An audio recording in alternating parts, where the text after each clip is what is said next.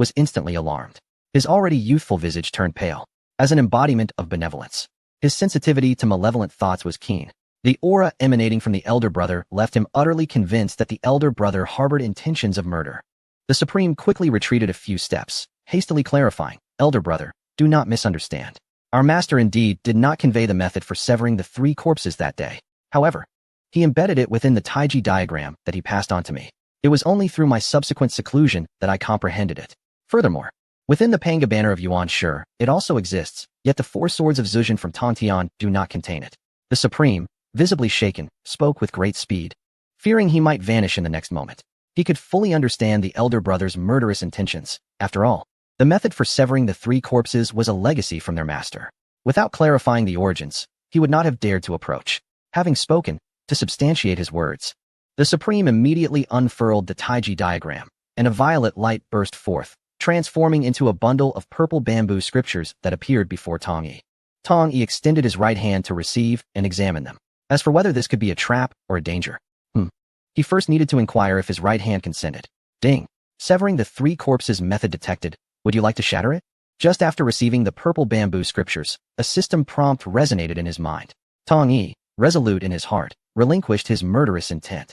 With a flick of his right hand, he tossed the scriptures back. "Oh dear elder brother, do exercise caution." The Supreme hastily extended both hands, carefully accepting the purple bamboo scriptures and returning them to the Taiji diagram. He exhaled a sigh of relief. The malevolent thoughts had dissipated. The elder brother, without even glancing at the scriptures, recognized them as the method for severing the 3 corpses. Thankfully, he had explained quickly and lived to see another day. Had he emerged only to be slain, his true self would have been utterly unable to traverse the path of severing the 3 corpses. You arrive at a fortuitous time. Do you have children?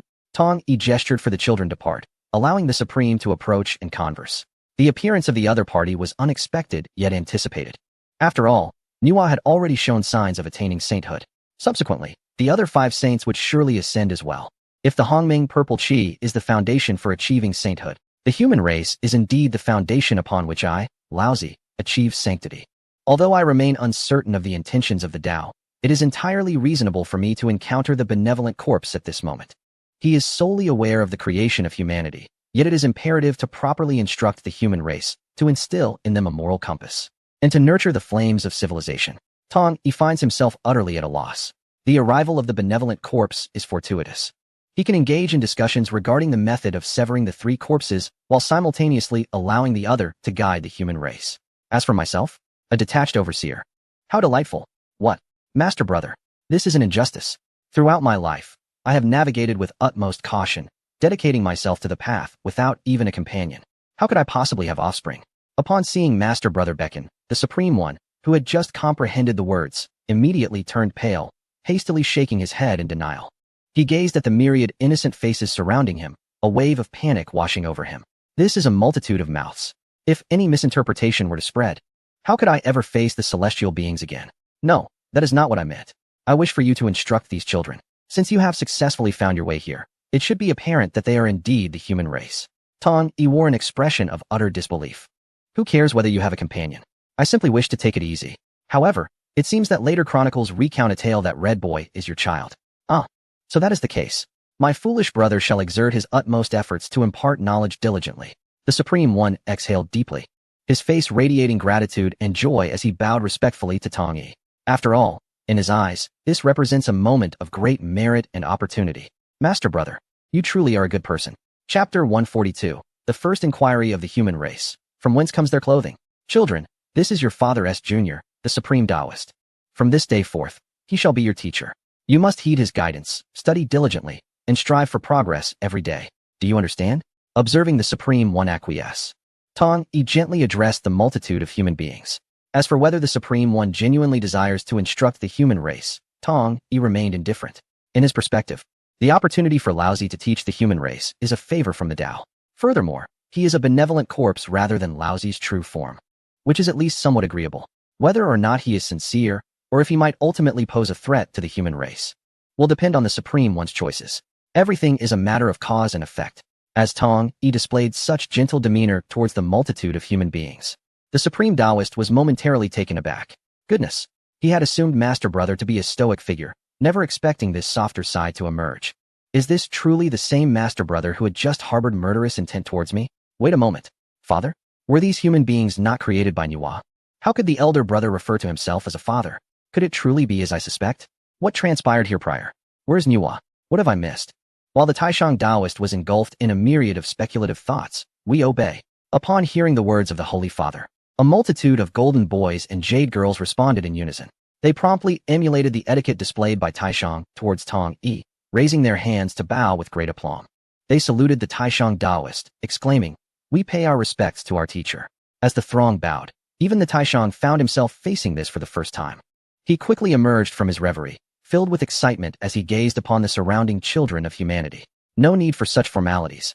No need for such formalities. The countenance of Taishang radiated joy as he waved his whisk, elevating the multitude of humans. His heart brimmed with both exhilaration and regret. The exhilaration stemmed from the affirmation of these humans, reflecting the merit and opportunities that lay ahead.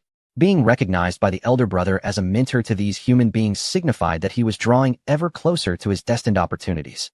Yet, the regret lingered. In the face of those who called the elder brother father, he could only assume the role of teacher, not that of a revered master. A teacher may have countless disciples, but a master can only have one. He still had much to strive for. "Teacher, what shall we learn next?"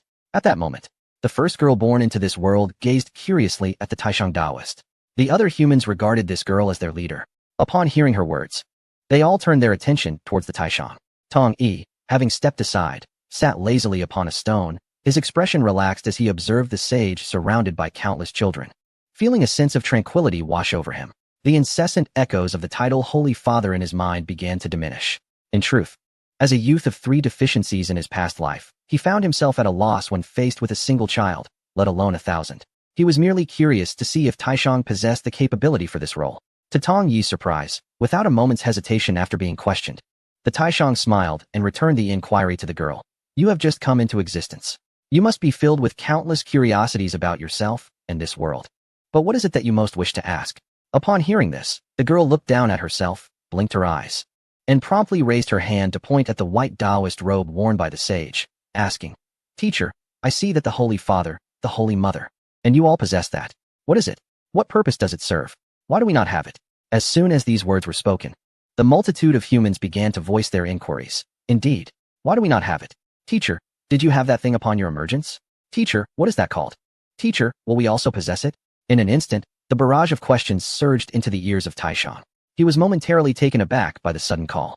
Although he possessed the cultivation of a quasi-saint, he could not ignore the earnest inquiries of a group of students. He was compelled to listen attentively.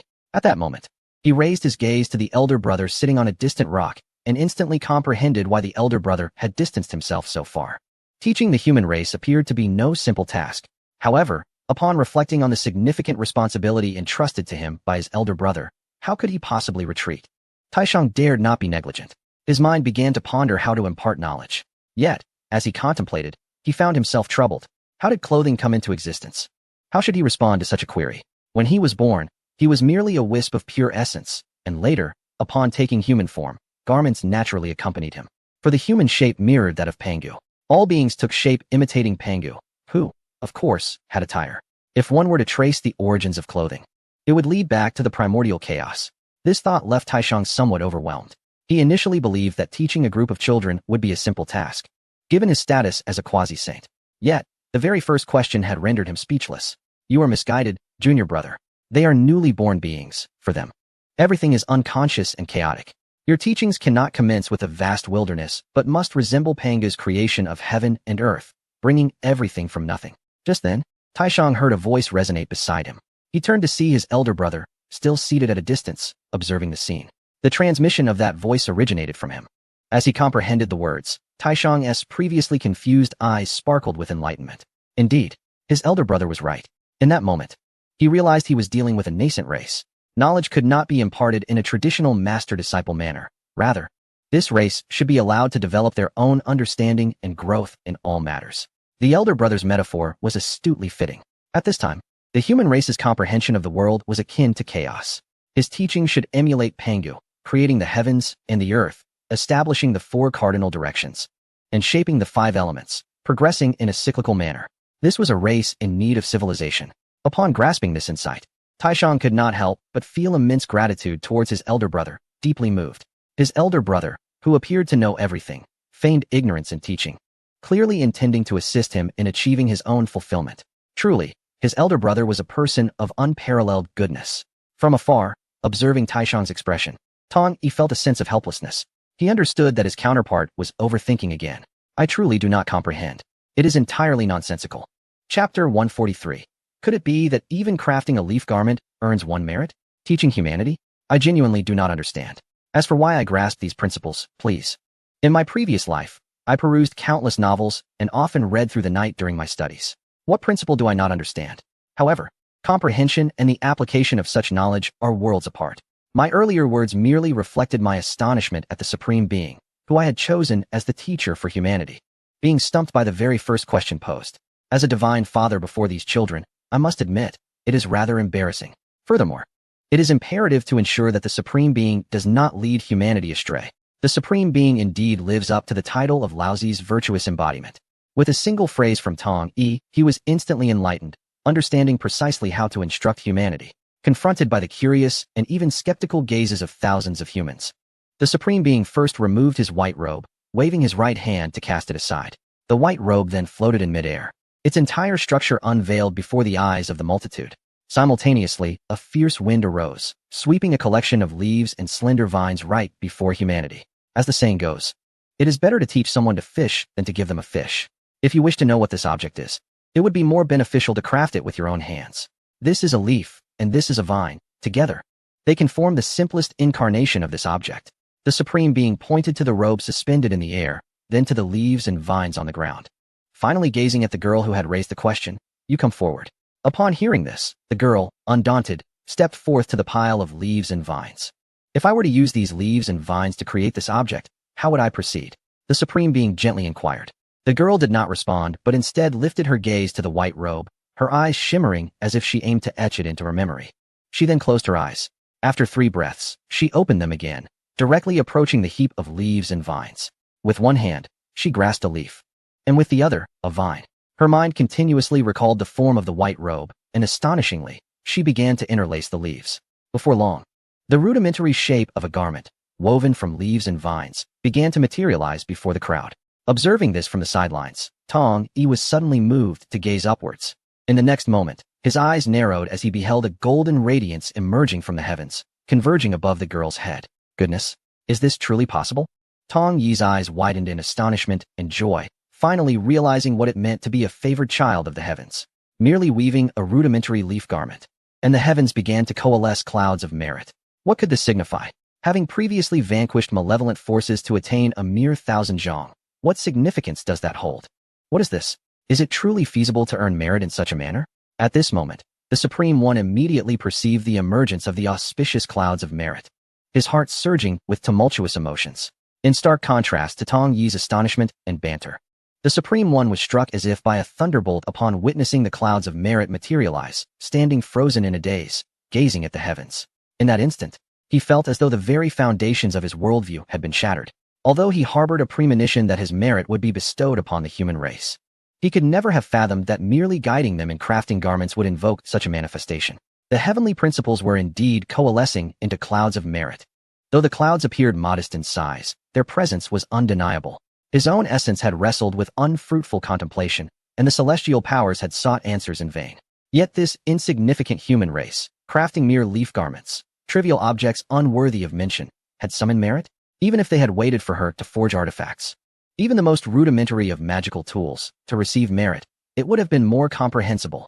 The Supreme One yearned to bellow his grievances against the heavens, but he dared not. Upon regaining his composure, disbelief still lingered in his heart.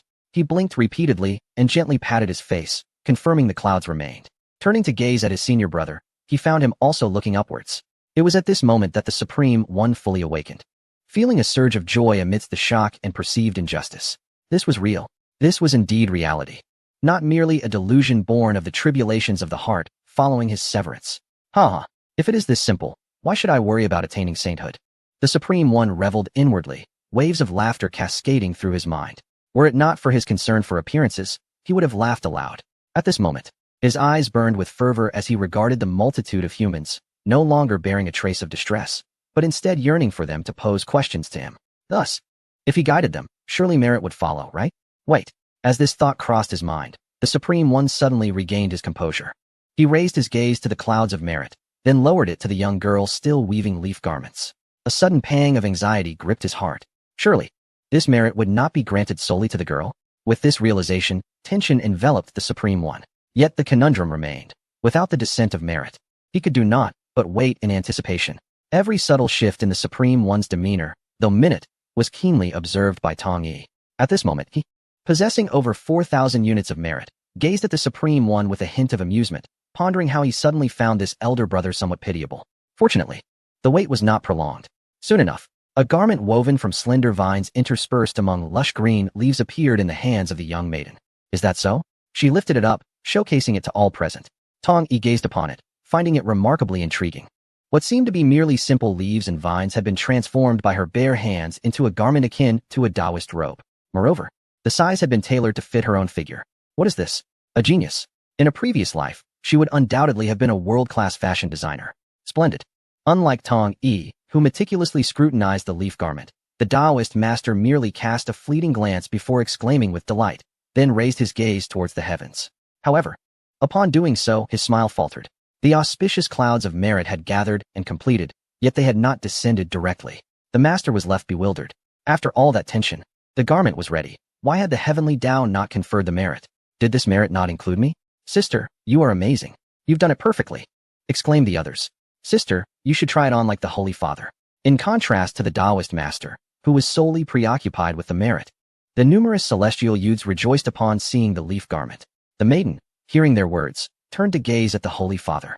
Receiving a gentle smile of encouragement from him, she did not hesitate to don the leaf garment, letting her long hair cascade down to cover her modesty. Though simple, the garment fit her snugly and radiated vitality. In that moment, adorned in the verdant leaf attire, she resembled an ethereal sprite.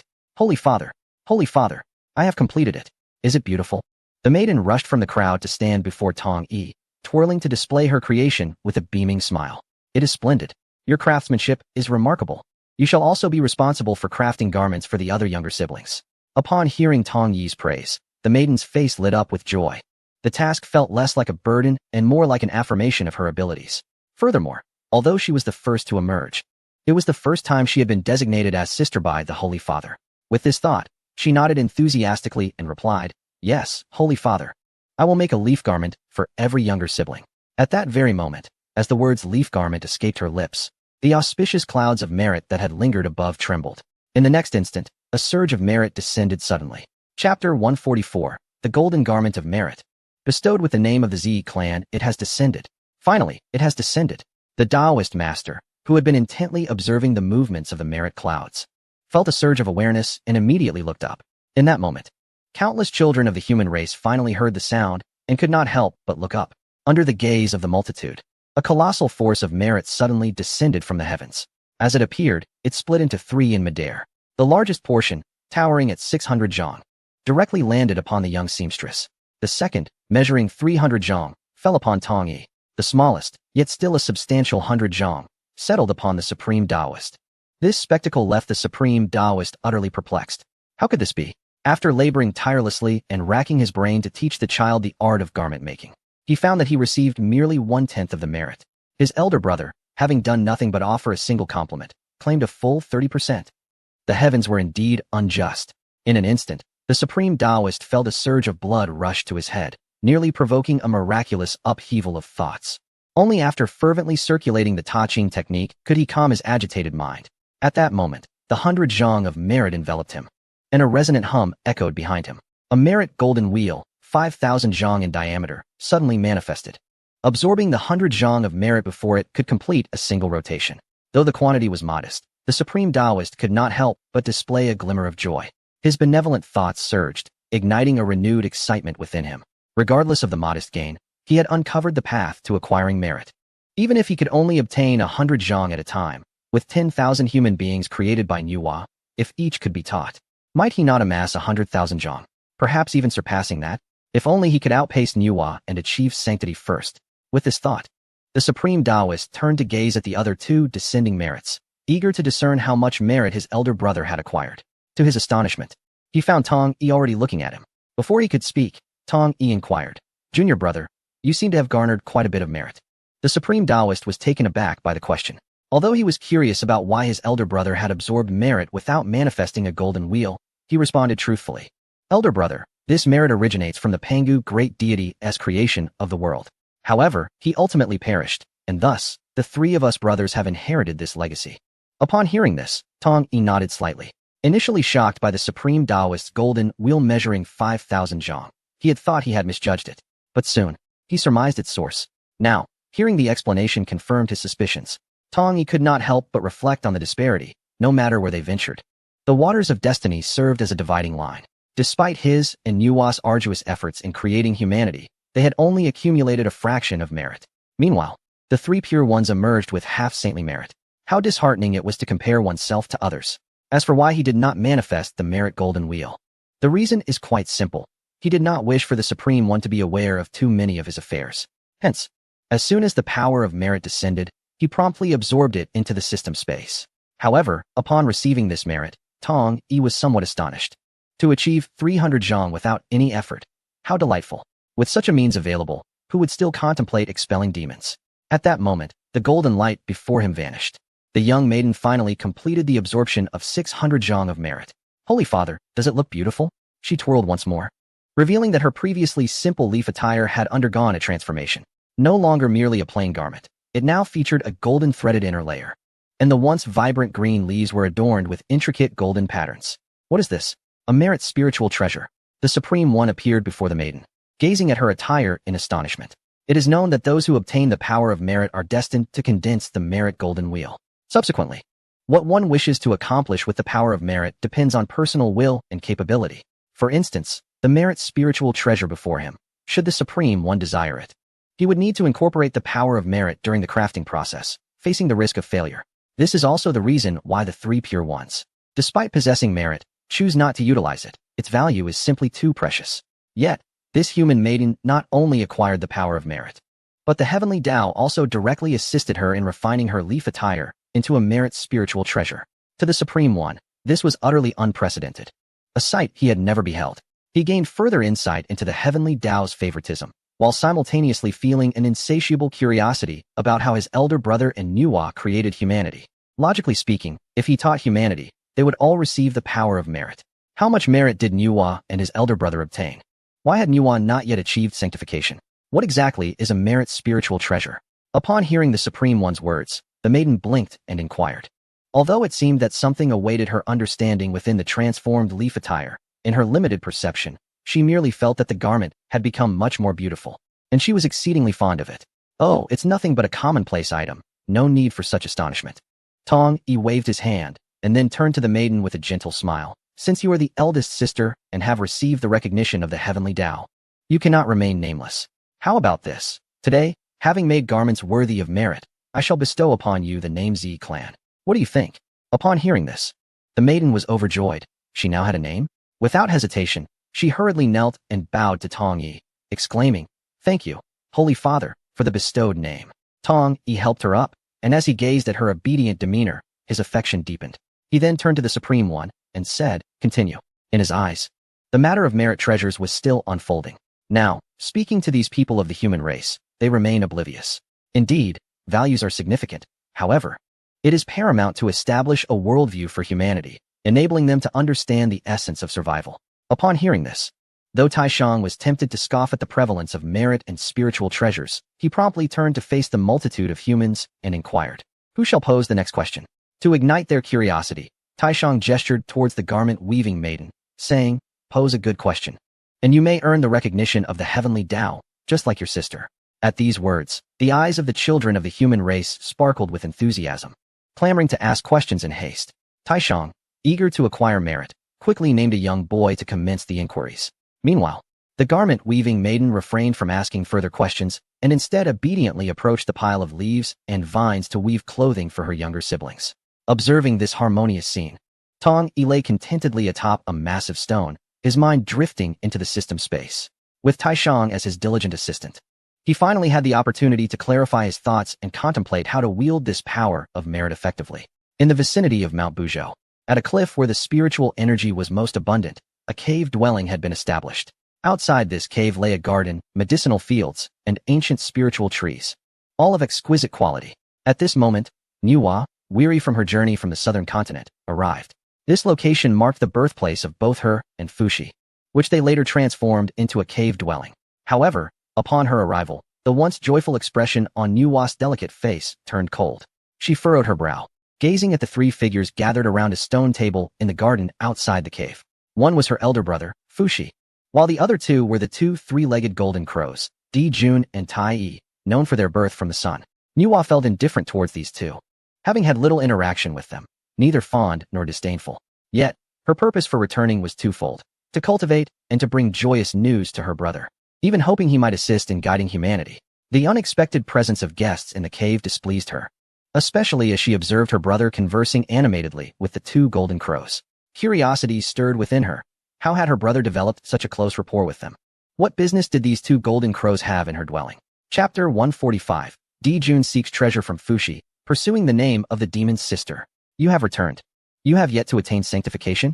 Fushi, engaged in conversation with Di-jun and Tai-yi, turned to Nuwa with a joyful expression. When the voice of the heavenly Tao proclaimed to the heavens, he had naturally been among the first to hear it.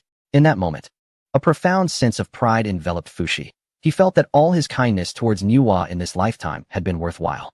His sister, surprisingly, one has attained boundless merit ahead of others, even surpassing the three pure ones of Kunlun Mountain.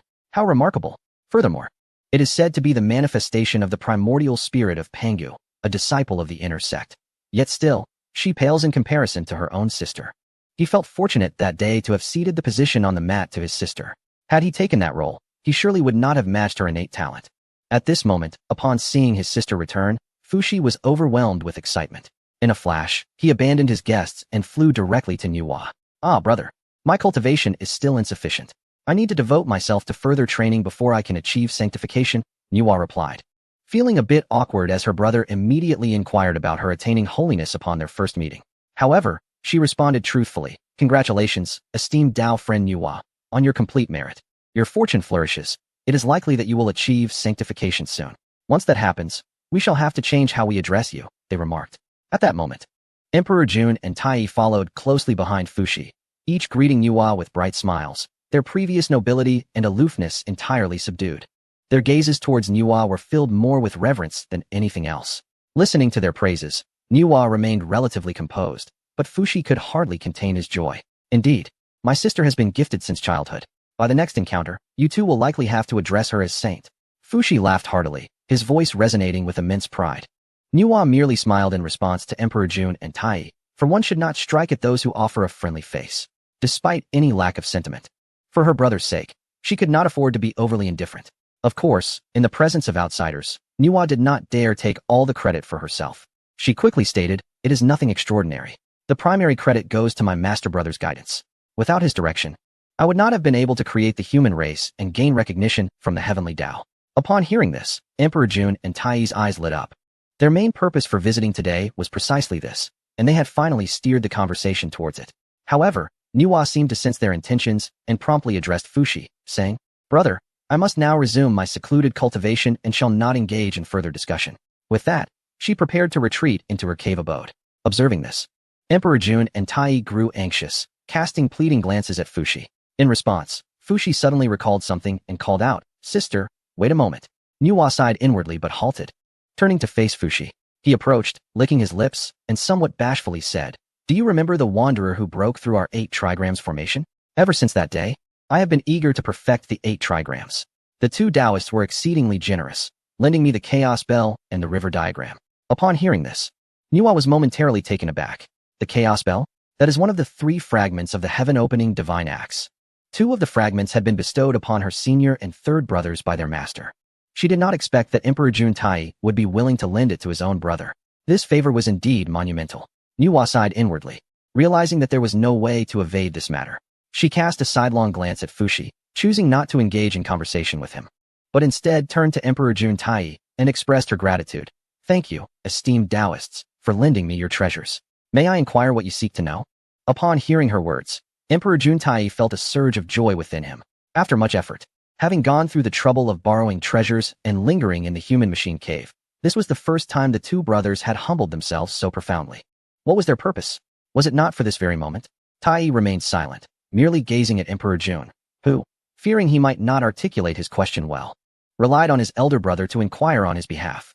Emperor Jun stepped forward, his typically cold and aloof demeanor now imbued with humility.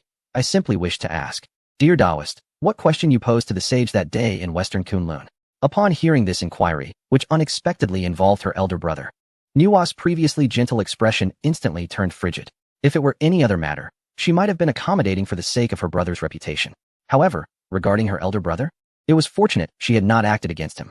Emperor Jun, observing Nuwa's changing countenance, felt a sense of foreboding. He hastily added, let us not speak of that matter. I have another thought.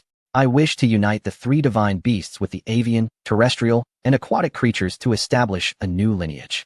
What do you think of this idea? This time, Emperor Jun displayed cleverness. Although it appeared he had shifted the topic to himself, in truth, he was inquiring about the human race. In uniting the avian, terrestrial, and aquatic creatures, what position would the human race hold? What indeed is the human race? Was it not birthed through such means? Lacking clarity on the meaning of the heavenly Tao's proclamation regarding the creation of humanity, and fearing to further provoke Nuwa, he could only approach the matter obliquely. Such audacity! Upon hearing Emperor Jun's words, a flicker of surprise passed through Nuwa's eyes. She regarded Emperor Jun directly. Perceiving his ambitious nature and his audacity to entertain such thoughts, it was essential to note that after the three divine beasts vanished, aside from the lingering might of the Dragon Clan in the Four Seas, the Phoenix and Qilin, having ruled over myriad races, now had no royal lineage and were declaring themselves sovereigns. Currently, the wilderness was dominated by the Witch Clan, while the Heavenly Court had recently been established by the Eastern King and the Western Queen Mother. All races were relegated to their own small worlds. In such a convoluted situation, Dijun audaciously proclaimed his intention to unite the myriad races into a singular lineage. The mere contemplation of such an idea speaks volumes of his exceptional character. Nuwa, too, pondered this declaration. She could discern that Dijun's every utterance evaded any mention of the human race, while subtly inquiring about it. Fortunately, the origins of humanity were known only to her and her elder brother. It was not merely a case of merging ancient clans. Thus, Dijun's ambitions posed no threat to humanity. Reflecting on this, she spoke, this plan is feasible, provided you possess the requisite capability. With her answer given, she made no further delay and vanished into her abode. Witnessing Nuwa's disappearance, Dijun's heart brimmed with elation. Nuwa's endorsement of his plan signified that humanity would not stand in opposition to his endeavors. Moreover, with today's council, should Nuwa ascend to sainthood, he could leverage her sanctified authority to establish his own standing. Yet, that was insufficient. He hastily bowed towards the cave, calling out, I am grateful for your acknowledgement, dear friend, and I humbly request that you bestow a name upon this new race. A momentary silence enveloped the cave, before Nuwa's mellifluous voice resonated with two words, Demon Clan. Dijun was overjoyed. Half of his scheme was now realized. Thank you for naming this new lineage, he exclaimed with profound respect, bowing once more. Within the cave, Nuwa had already settled upon her jade couch, meditating with closed eyes, while internally she mused. My elder brother once claimed that the name Demon Clan was unappealing. I find it quite splendid. After 3 breaths, perceiving no further response from the cave, Dijun turned to Fu Shi and smiled. Brother Fu, would you be interested in joining the Demon Clan? This name, bestowed by Nuwa, holds great significance. Should you join us, we can achieve great things together, and our future will undoubtedly be filled with prosperity. Dijun regarded Fu Shi, urging him. Your sister is on the path to sainthood. Surely you do not wish to remain forever entrenched in mediocrity, do you? Below the sage, all are but ants. With these words, Fu Shi's gaze lifted, and the uncertainty etched upon his face vanished. After extensive cultivation and 3 teachings at the Purple Cloud Palace, he found himself increasingly perplexed about the path ahead. The 8 trigrams, without the aid of the primordial bell and the river diagram, remained incomplete. Advancing further seemed as formidable as navigating through chaos. Indeed, it could be said that his fortunes had only carried him to this juncture. What lay beyond? If he remained ensnared at this level while his sister attained sainthood, how could he protect her from future adversities? It would be better to acquiesce to Emperor Jun. If successful, leveraging the fortune of the former Phoenix and Qilin clans could propel him forward. No, it need not be the fortune of 6,000 clans. Even the fortune of 3,000 clans could potentially enable him to advance. What if he were to fail? After all, he would not have to bear the burden himself. It would be Emperor Jun and Tai who would undertake the task, and any failure would not tarnish his reputation. With this thought, Fu Shi ceased his hesitation. A smile graced his lips as he waved his hand and declared, very well, I shall agree. Thus, the two of them solidified their plan. Elder brother, are you saying that your benevolent corpse has located the eldest senior brother, and that he has already begun to accrue the power of merit?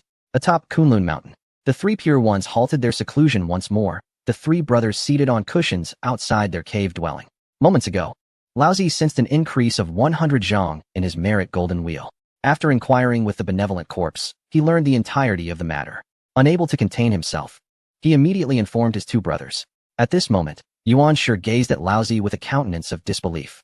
Were it not for the fact that the speaker was his most revered elder brother, aside from their master and eldest senior brother, he might have drawn forth the Panga banner to deliver a blow. To think that merely teaching the rudimentary and primitive methods of clothing to the human children could yield the power of merit. How could this be possible? Even if it were only 100 zhang of merit, he had heard from the eldest brother that Nuwa and the eldest senior brother had created 10,000 human beings. Beside him, Tong Tian also wore an expression of incredulity. The three brothers possessed 5,000 zhang of merit power, a fact they had never divulged to anyone. Why? Was it not because the power of merit was immensely precious and difficult to obtain? Yet, this method could actually yield merit? After the initial shock, Tong Tian felt that the eldest senior brother was simply defying the heavens.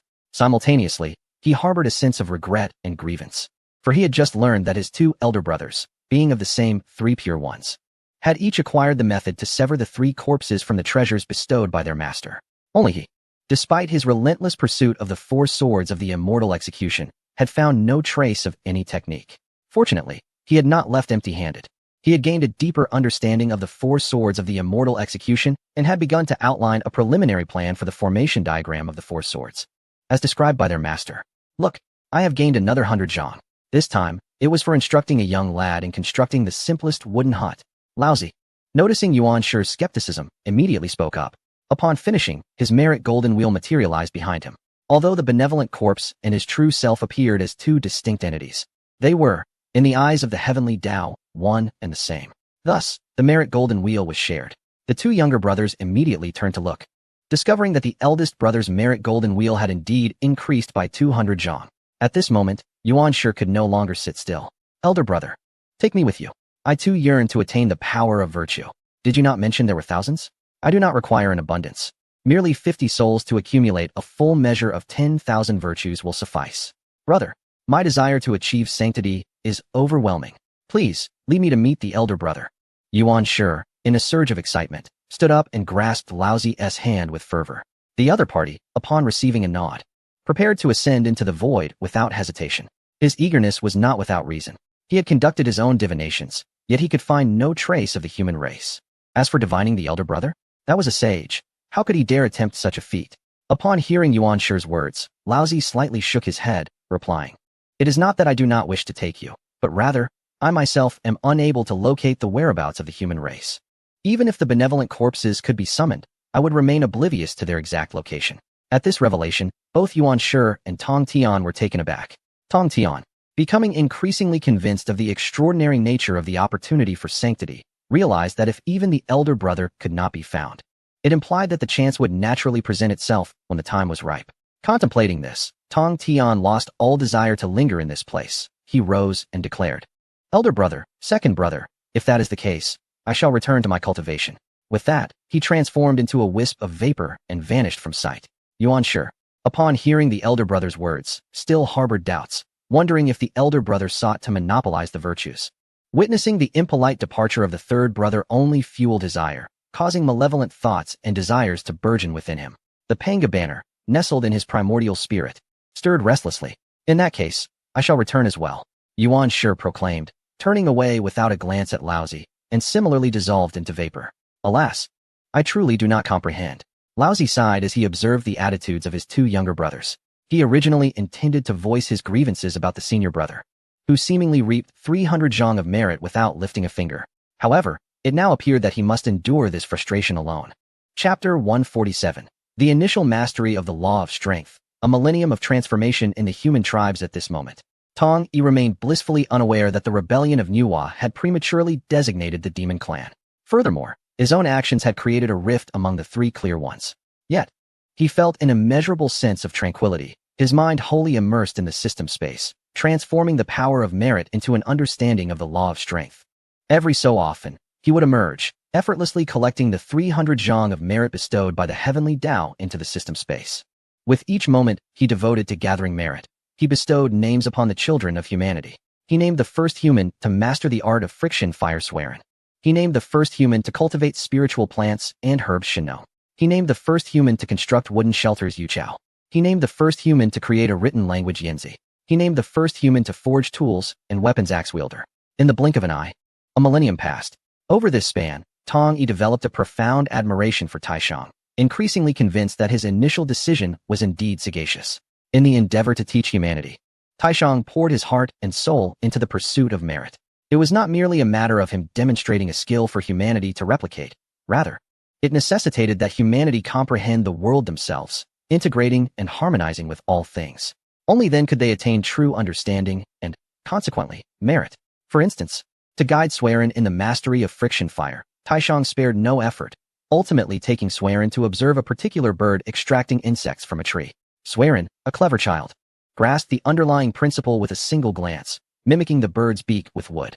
In the end, he successfully kindled a spark, igniting the first flame belonging to humanity, thereby earning the recognition of the heavenly Tao and receiving merit.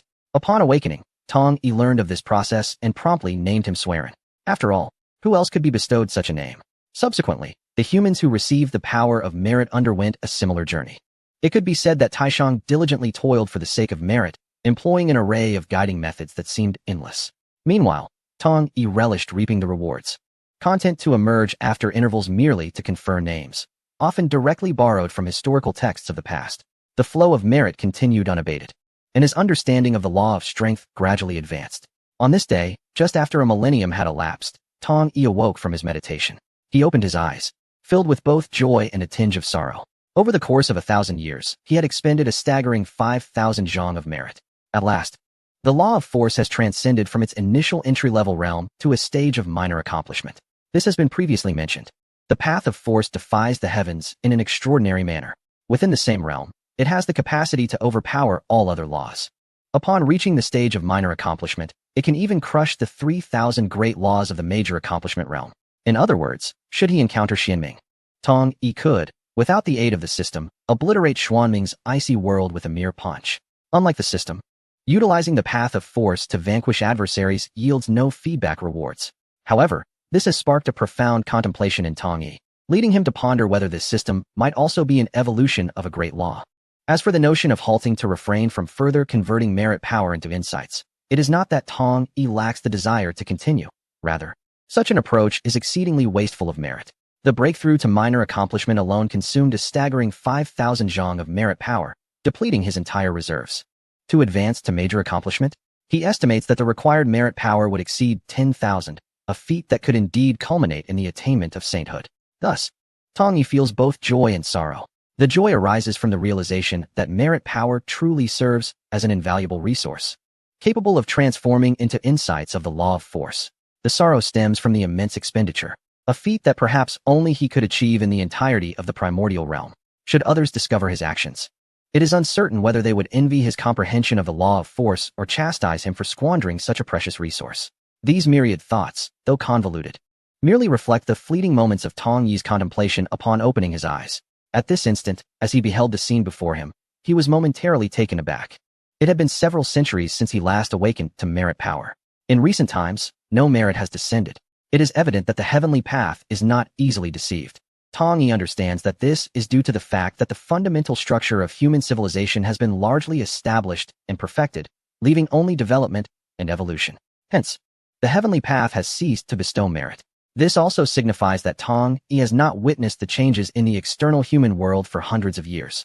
Suddenly, upon gazing anew, he is startled. Aside from the massive stone upon which he originally sat, which remains unchanged, a complete tribe has emerged around him.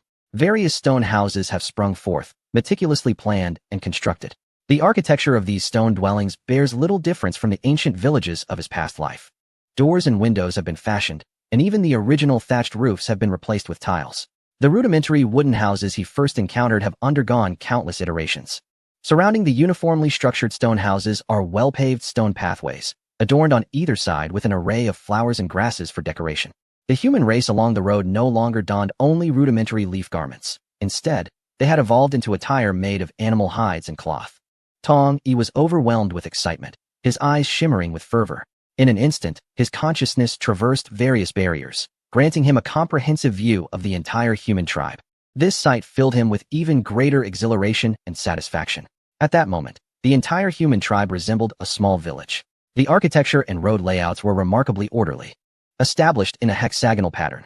Beyond the buildings, there were uniformly distributed fields teeming with diverse spiritual plants and medicinal herbs. Additionally, there were sanctuaries for spiritual beasts and pastures housing thousands of livestock. Upon witnessing this, Tong Yi couldn't help but exclaim in awe. What an impressive feat! The Supreme Taoist has truly outdone himself. He could easily envision how the other party, realizing that guiding the human race no longer garnered merit, had begun to fervently impart various civilizations from the witch clan and other races to the humans. There was simply no other explanation for how the human tribe had developed to such a scale in just a few hundred years. Yet, what astonished Tong Yi the most was the sheer number of livestock. How had the Supreme Taoist managed to breed the livestock to such abundance, each now numbering in the thousands? Clearly, when Nuwa created the livestock, she had fashioned only one of each kind. Did the Supreme Taoist possess knowledge of asexual reproduction? Who claimed he was old? This individual was simply remarkable. He had saved Tong Yi a great deal of trouble.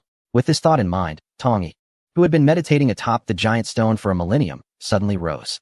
In a flash, he appeared before the Supreme Taoist.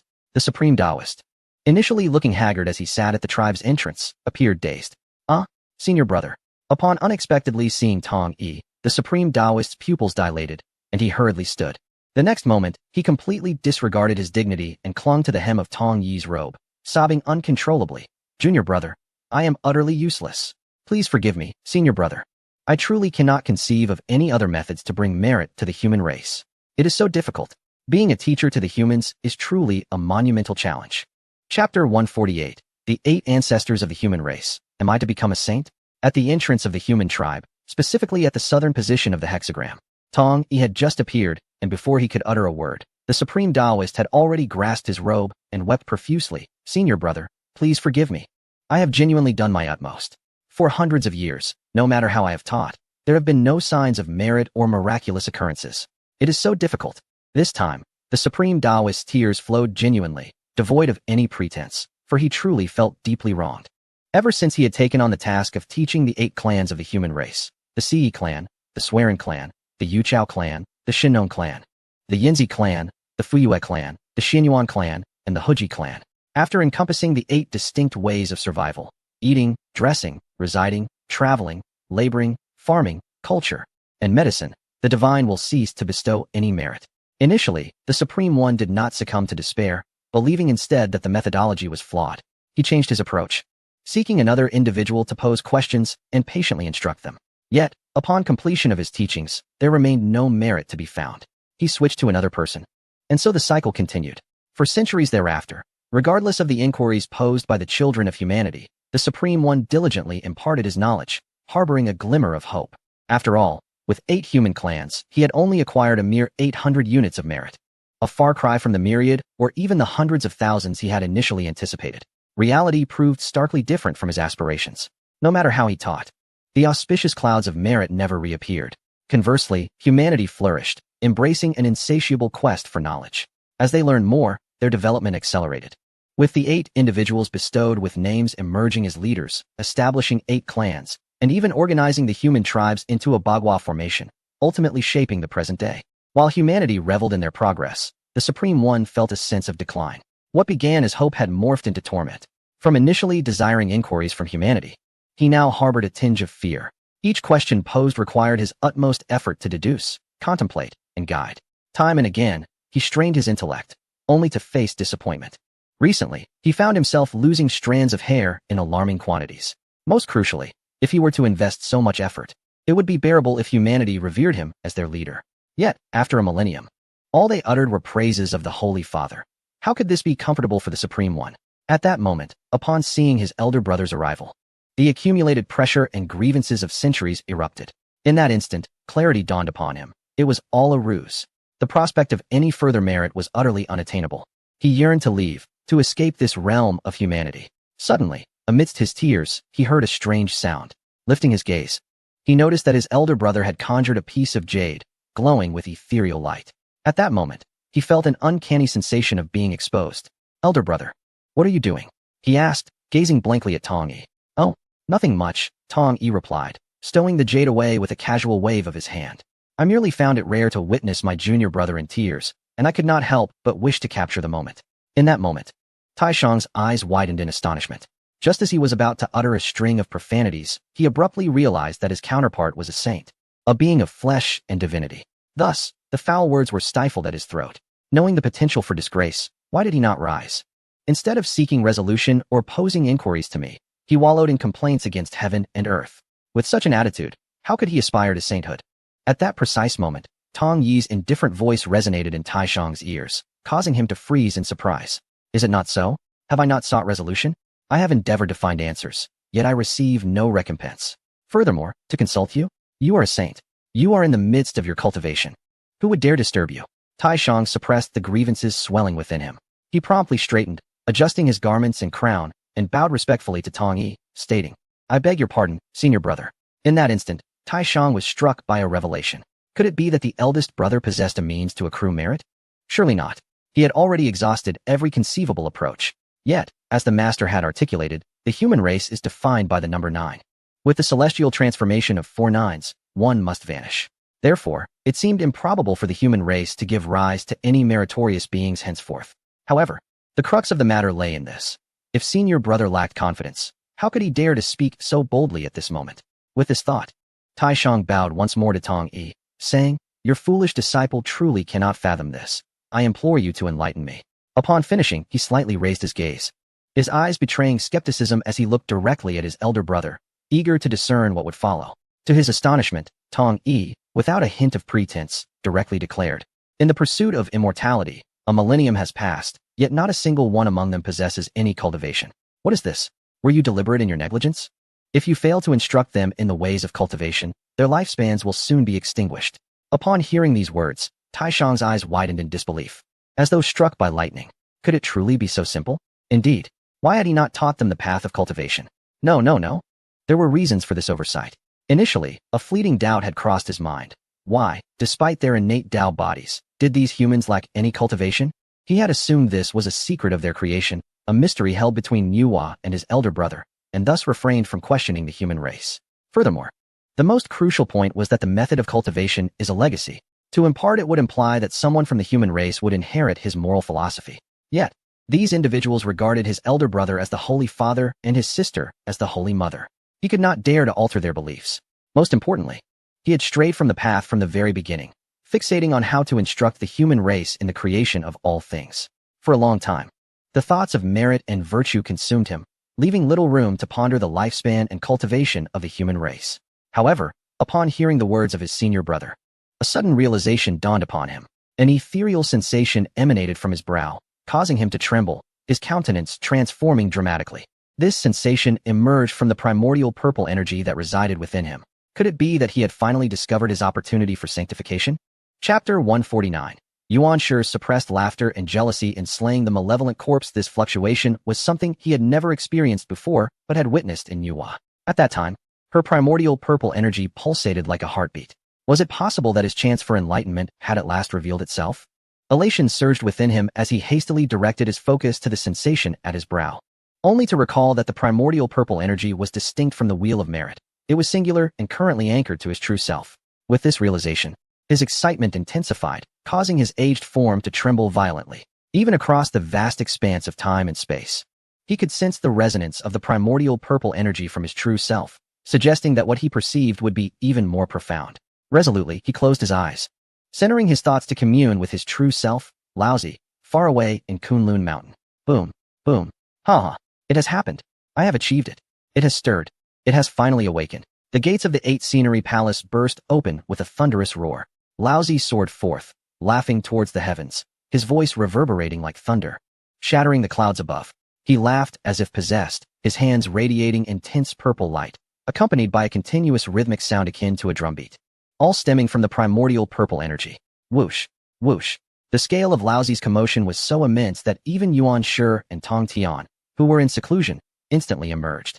Upon witnessing Laozi's frenzied demeanor, they were taken aback. They had seen this before, either in those who had succumbed to madness or in the notorious figure from the River of Hades. Such behavior was abnormal. Their senior brother, typically so solemn, now appeared in this state. Surely, He had not truly lost his mind. Their astonishment was fleeting. For the next moment, they beheld the radiant purple light in Laozi's grasp. Instantly, Yuan Shi and Tong Tian's pupils dilated, their expressions shifting dramatically. They swiftly approached Laozi, leaning in to observe the fervently pulsating primordial purple energy. At that moment, everything fell into place. Their elder brother's opportunity for sanctification had arrived. Instinctively, they directed their focus to the sensations at their own brows. To their disappointment, their own primordial purple energy remained unmoved, akin to a lifeless fish. Congratulations, elder brother, for discovering the opportunity to attain sanctity, just like Sister Nuwa before. It seems that you shall soon achieve the same. Yet, for reasons unknown, Sister remains unascended. Perhaps you may surpass her in this endeavor. Tong Tian was the first to react. Suppressing his astonishment, he hurriedly bowed in greeting to Laozi. Regardless of the circumstances, he felt genuine joy for his elder brother. Upon hearing this, Yuan Shi was also about to extend his congratulations. After all, he had successfully severed his malevolent thoughts, and soon he would triumph over the evil entity. At that moment, devoid of wickedness, while still clinging to some obsessions, he also harbored a wealth of benevolent thoughts. However, just as Yuan Shi raised his hand to bow, Laozi suddenly trembled, as if sensing something. Very well, I shall deliver it to you at once. Without a moment's hesitation, he waved his left hand before him, unleashing a surge of pure energy that shattered the space ahead. Simultaneously, with a flick of his right hand, the primordial purple energy slipped from his grasp, vanishing into the void. In the next instant, the laws of heaven appeared, mending the rift in space, and that purple energy abruptly disappeared. Elder brother, what is this? Have you truly acquired a merit of 100,000 zhang? Yuan Shi inquired hastily upon witnessing this scene, his mind brimming with questions. Curiosity overwhelmed him, leaving no room for even a semblance of congratulation. Unexpectedly, upon hearing his words, the smile on Laozi's face stiffened, transforming from sunny to stormy. He shot Yuan Shi a disgruntled glance and sighed heavily. Alas, I was too presumptuous. There is neither 100,000, nor even 10,000. Yuan Shi and Tong Tian furrowed their brows in confusion. What do you mean? Did you not say a millennium ago that guiding humanity would yield merit? Back then, it seemed so effortless to accumulate merit, akin to quenching one's thirst. Why then, was there such despondency today? Surely 5,000 zhang would suffice. Yuan Shi's lips twitched slightly, but he quickly suppressed it, hastening to mask his thoughts. Laozi shook his head. There are not 5,000, merely 800. What? 800? 800,000? How could that be possible? Yuan Shi exclaimed in astonishment. Laozi took a deep breath, stifling the impulse to chastise his younger brother. He fixed his gaze on Yuan Shi and pronounced each word with heavy emphasis. 800. Not 1,000. As soon as he finished speaking, he observed Yuan Shi's pupils constrict, his lips curling, and nostrils flaring. In an instant, that expression of incredulity transformed into sheer shock. What? 800? Not 1,000. So, elder brother, your total merit amounts to merely 5,800 zhang. How then can you attain sanctity? In the heart of Yuan Shi, a sense of anxiety surged. He was uncertain whether his suppressed laughter had been perceived by his elder brother, and thus resorted to exclamations to mask his feelings. However, he found it utterly impossible to contain himself. The humor was overwhelming. It was amusing to recall how, a millennium ago, he spoke with such conviction about merit, often declaring it to be in the hundreds of thousands, which only festered seeds of malice and jealousy within him. And now, to hear the claim of merely 800? I must express my gratitude to you, dear elder brother, for aiding me in slaying the malevolent corpse. Observing Yuan Shi's countenance, Laozi sighed inwardly. His second brother had often remarked on the changes in the third brother, yet what of himself? He was no longer that same second brother. Jealousy had consumed him a millennium ago, only to be met with mockery a millennium later. The three pure ones had indeed developed three hearts. Contemplating this, Laozi felt no desire to elaborate further, merely gliding past the topic. Although it is but 5,800 zhang, my elder brother has guided me once more. Perhaps this time, I might truly attain sanctity. With that, he turned away from his second brother's expression and approached the cliff, gazing towards the south continent with anticipation. Soon, he hoped to witness the radiance of merit from the southern lands illuminating this place. Crack, buzz, at the southern gate of the human tribe. The sound of space fracturing echoed. In the next moment, a swirl of violet light emerged from the rift, landing in the hands of the supreme Taoist, pulsating with joy. Witnessing this scene and sensing the primordial purple energy in his palm, brimming with vitality, the Taiji Taoist felt immense elation. All his conjectures had proven correct. The opportunity for sanctification lay before him. Suppressing his boundless excitement, he turned to Tong Yi and inquired, Elder brother, how should I instruct the human race? Upon hearing this, Tong Yi's gaze flickered. He wished to inform the Supreme that when teaching humanity, one must harbor no duplicity, lest this guidance lead to their stagnation in cultivation. Yet, after a moment of contemplation, he refrained from voicing his thoughts. It was as he had previously surmised, whether it be a benevolent connection or a malevolent consequence. The outcome rested solely on the Supreme. There was no need for me to advise on how to teach. Simply impart your wisdom as our master would. I shall take my leave for a while. The fate of humanity lies in your hands. With that, Tong-yi waved his hand and stepped forth, vanishing from sight. He feared that his presence might cause the Supreme to hesitate, so it was better to check on Lu Er, who seemed to be in peril, as well as the Wu tribe. He had promised Di Jiang to visit after the third sermon, and now so much time had passed. Di Jiang was likely seeking him out for an accounting. Chapter 150. Lu Er transforms. The crimson butt monkey appears. Little monkey. Though I know not why you forsook your essence to become a bird monkey, but today, you shall perish here, dying by my hand. Sufficient for you to close your eyes in peace. Dongzhou. A vast river sprawls across this expansive land of Dongzhou. The waters surge violently, akin to 1,000 galloping steeds crashing against the mountains. Strangely, the entire river flows with an inky black hue, with the occasional appearance of white, revealing the bones of various birds and beasts. At this moment, a maniacal laughter erupted from the river's surface, momentarily drowning out the tumultuous sounds of the rushing waters. Upon this dark river, two figures engaged in a fierce battle of magic. One figure was a diminutive youth clad in a cerulean robe, suspended in midair, surrounded by a swirling azure wind, with a pair of azure feathered wings sprouting from his back. This youth was none other than the transformed six-eared macaque. At this juncture, his eyes brimmed with murderous intent, fixated intently on the massive beast whose half-submerged body lay beneath the waters. Upon hearing the beast's words, Six-Eared's heart ignited with fury, yet he remained wary.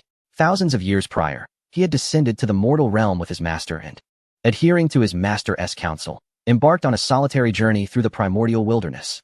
During this time, Six-Eared lived in great comfort, having acquired the bloodline of the Kunpeng and received insights into the laws of space from his master. This vast expanse of the primordial world allowed him to roam freely, particularly during this period when many powerful beings were in seclusion following the conclusion of the third sermon, leaving few formidable adversaries for him to encounter.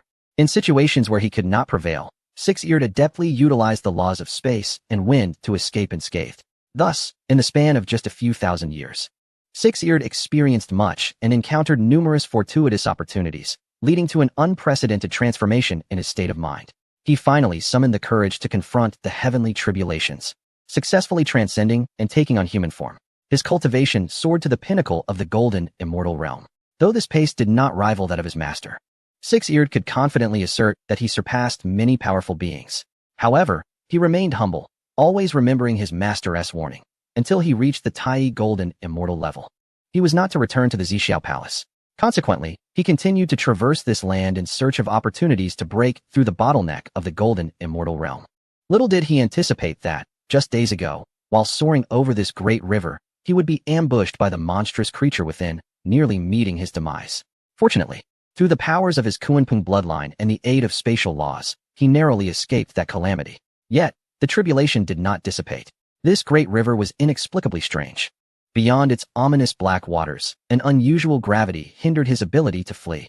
Even in suspension, he could not ascend higher, effectively nullifying his agile advantages. However, had it been merely this, Six-Eared would not have been so apprehensive.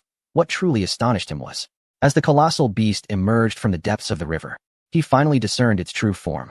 It was an enormous horse monkey, its neck extending to 100 feet, adorned with a coat of pure white fur, and emanating the aura of a great Luo golden immortal. Upon its appearance, the horse monkey immediately revealed the true identity of the six-eared macaque. Yet, it was perplexing why 6 ears, having lost the essence of its six-eared macaque bloodline, had instead transformed into a Kunpeng. At that moment, 6 ears realized with astonishment that the creature before him was one of the 4 great spiritual monkeys, transformed from the chaos demon ape, the red-butt monkey. An immediate sense of familiarity washed over him, prompting a desire to establish rapport and persuade the creature to let him go, intending to later return to confront the horse monkey with his master. However, to his astonishment, the horse monkey rebuffed his overtures and was resolute in its intent to devour him, claiming it had consumed many beings there but had never feasted on a hybrid bird monkey. This declaration ignited a fury within 6 ears, leading to an immediate clash between the two. The result was the scene that unfolded before them. Despite being at the pinnacle of the golden immortal realm, Bolstered by the laws of space and wind that allowed him to fight beyond his means, Six Ears found himself gradually depleting his energy due to the prolonged battle. In contrast, the horse monkey replenished its power with a sip of dark water. Additionally, its movements were unrestrained by the constraints of the mysterious waters, leading to a significant advantage in their confrontation. The mockery of the red-butt monkey echoed in the air, a triumphant laughter that belied its intent. Humph!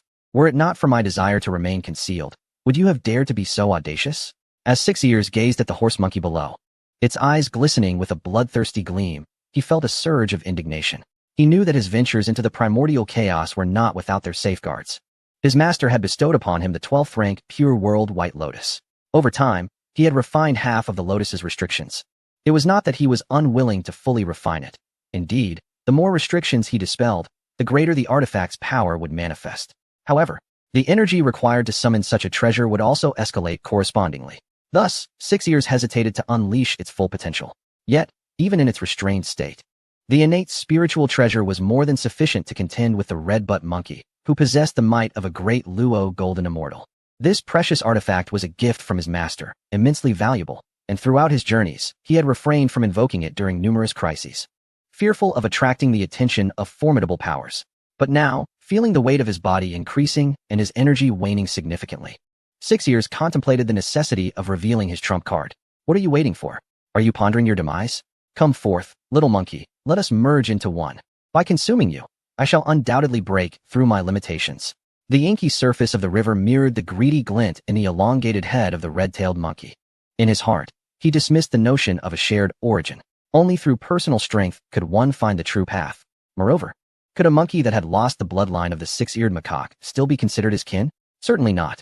Though the red-tailed monkey was perplexed by the peculiarities of the small monkey's physique, he was acutely aware that the bloodline within this little creature held the potential for his own transformation. With this thought, his impatience surged. He stirred his spirit, causing his tail submerged beneath the river to whip about. Suddenly, a colossal whirlpool emerged, twisting the entire river. The moment the whirlpool formed, a terrifying gravitational force erupted from it. The six-eared macaque, already forced to fly at a low altitude, felt his body sink once more. Powerless against the gravity and pull of the dark river, he plummeted directly toward the whirlpool. Since you seek death, allow me to suppress you on behalf of my master, roared the six-eared macaque as he crushed the precious elixir lodged between his teeth. With his magical power restored, he intended to summon the 12-petaled Pure World White Lotus. Just then, a figure clad in white robes pierced the air and appeared beside the six-eared macaque. In an instant, the macaque felt all pressure and gravitational pulls vanish. Simultaneously, a familiar voice resonated in his ears. "Ah, little Six, you've successfully transformed?" Though tinged with a teasing tone, the words sounded like celestial music to the ears of the six-eared macaque. Turning to look, he beheld an extraordinarily handsome face. "Master, you have finally arrived. Destroy him." Chapter 151. The red-tailed monkey curses the ancestor master.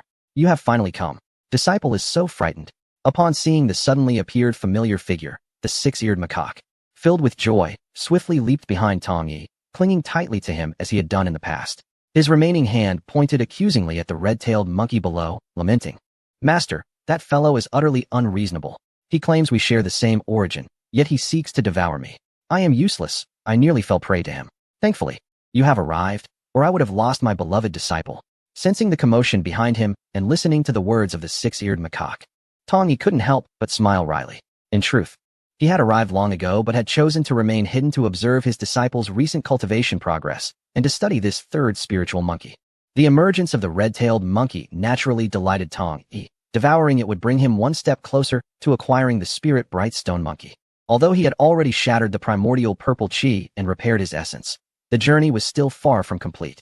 The battle principles of the mischievous monkey. Yet, he has remained utterly perplexed. Even though he has now comprehended the principle of strength, who would ever consider having too much of such a thing?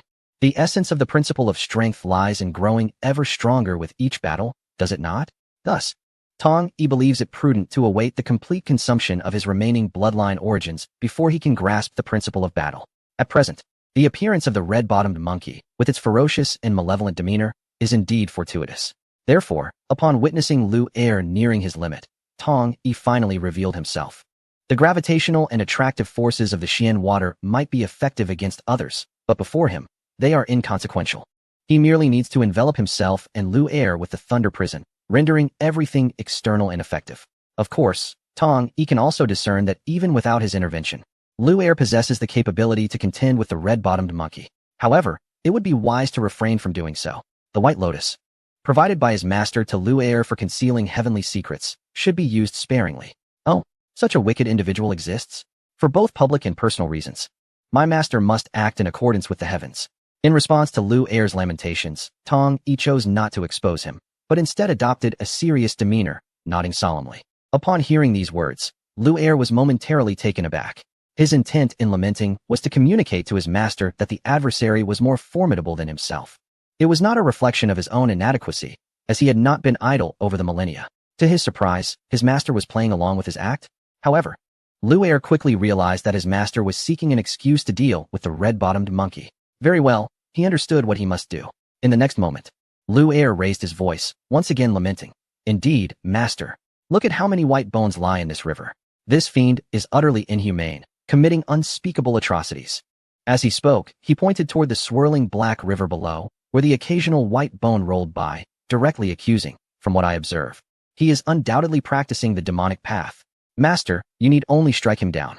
At this moment, Lu Er's magical energy had also been restored, and he felt no pressure whatsoever.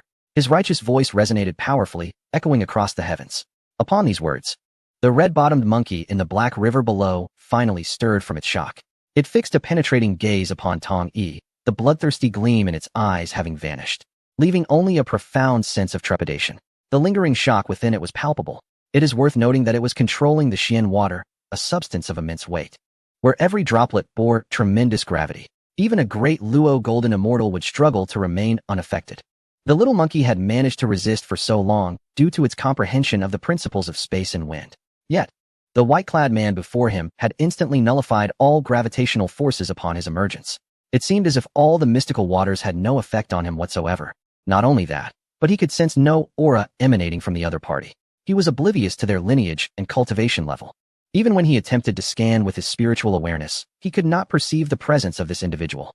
He could only observe with his naked eyes. Moreover, the little monkey had the audacity to refer to him as master. Such a being, the red-crowned monkey, had never encountered in all its time. He understood in his heart that he had provoked a formidable adversary this time.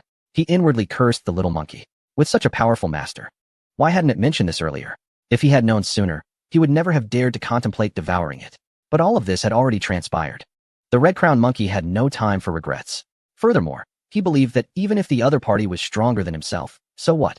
As long as he submerged himself in the river, who could do anything to him? Humph. You two, master and disciple, cease your nonsense. I am the authentic practitioner of the immortal path. Enough, enough. Today I shall spare you. You may leave. The red-crowned monkey hastily interrupted Lu Er's words, babbling away. As he spoke, the half of his body that was above the river slowly began to sink. Once he finished speaking, only his head remained above the water's surface. He was not foolish. In this world, the law of the jungle prevailed. Was there any issue with devouring those weak creatures that passed by to strengthen himself? No issue at all. However, if he were to be labeled as a practitioner of the demonic path by Lu Er, that would be an entirely different matter. At this moment, the red-crowned monkey felt a sense of relief. With only his head remaining above the water, he could plunge into the river at any time. What could they do to him? With this thought, he couldn't help but feel a surge of arrogance once more. Begone, two wretched Taoists. Do you think wearing Taoist robes makes you impressive? I have no desire to bully you further. After defeating the lesser one, now a greater one appears, endlessly. Don't let me defeat your master, only for your grandmaster to show up next. I wonder what kind of scoundrels your sect comprises. Surely you are nothing but small fry, and your grandmaster is undoubtedly no paragon of virtue. Upon hearing these words, Tong Yi and Lu Er, suspended above the river, were momentarily stunned, exchanging bewildered glances. They could hardly believe their ears. The red-crowned monkey? Who was he cursing? Lu Er was the first to regain his composure. He leaped down from Tong Yi's back and yelled in outrage. What the heck? Master! Master! How dare he show disrespect to the Grandmaster? I will kill him. Chapter 152. A single punch shatters the river, annihilating the red-crowned monkey. Master! He dares to insult the Grandmaster. He must die? Do not stop me. I will slay him. Upon hearing the red-crowned monkey's foul tongue, which had insulted Lu Er and then extended to Hong Jun, Lu Er was incensed. Tong Yi and the six-eared macaque were both taken aback. Is it true that monkeys nowadays possess such audacity? The six-eared macaque was the first to regain composure. His face flushed with indignation as he roared in fury. He intended to unleash the 12-petal pure world White Lotus to crush this red-butt monkey. His anger was genuine, not feigned. How benevolent was his master? Not only did he impart teachings to the masses, but as a sage, he possessed not an ounce of arrogance. Upon their first meeting, he treated him with such gentleness. In the heart of the six-eared macaque, his master was akin to a kind and venerable elder. The insults hurled by the red-butt monkey were not merely a humiliation. They were an incessant slap to his face. However, just as he had leaped down from Tong Yi's back and was about to retrieve the White Lotus from his bosom, he was seized by Tong Yi. Next time, Master will provide you with a more suitable weapon. You should refrain from displaying that one, Tong Yi murmured to the six-eared macaque, then lowered his gaze to the half-submerged red-butt monkey. He was truly amused by the absurdity of the situation. As fellow members of the mischievous four spiritual apes, how could the red-butt monkey's words be so foul? It was one thing to insult him, but to insult the elder? Who knew if the elder had sensed it? If the celestial beings heard this, there would be no need for him to take action. The rivers would dry up in an instant. The red-butt monkey would surely face dire consequences. Little did he know the magnitude of the entity he had just insulted. Enough, Tong Yi's indifferent voice echoed across the river. When it reached the ears of the red-butt monkey, his eyes widened in disbelief, his expression one of utter shock. Who are you? Who are you really? He exclaimed. The astonishment within him surged like the relentless flow of the river. Did he just grasp a profound truth? The young monkey's master was one of the mischievous four apes? Could it be? Was the transformation of the little monkey into such an oddity the doing of this young man in white? Who was he? No, regardless of his identity. The ability to alter the little monkey in such a way meant that he was undoubtedly beyond his reach. Flee. The moment this thought crossed the mind of the red-butt monkey, he hesitated not an instant. With a swish, half of his head plunged into the river. And then his entire form shrank, diving towards the riverbed. As a red-butt monkey, he was inextricably linked to the water element among the forces of earth, wind, water, and fire. Naturally adept in controlling water, he had comprehended the laws of water since birth.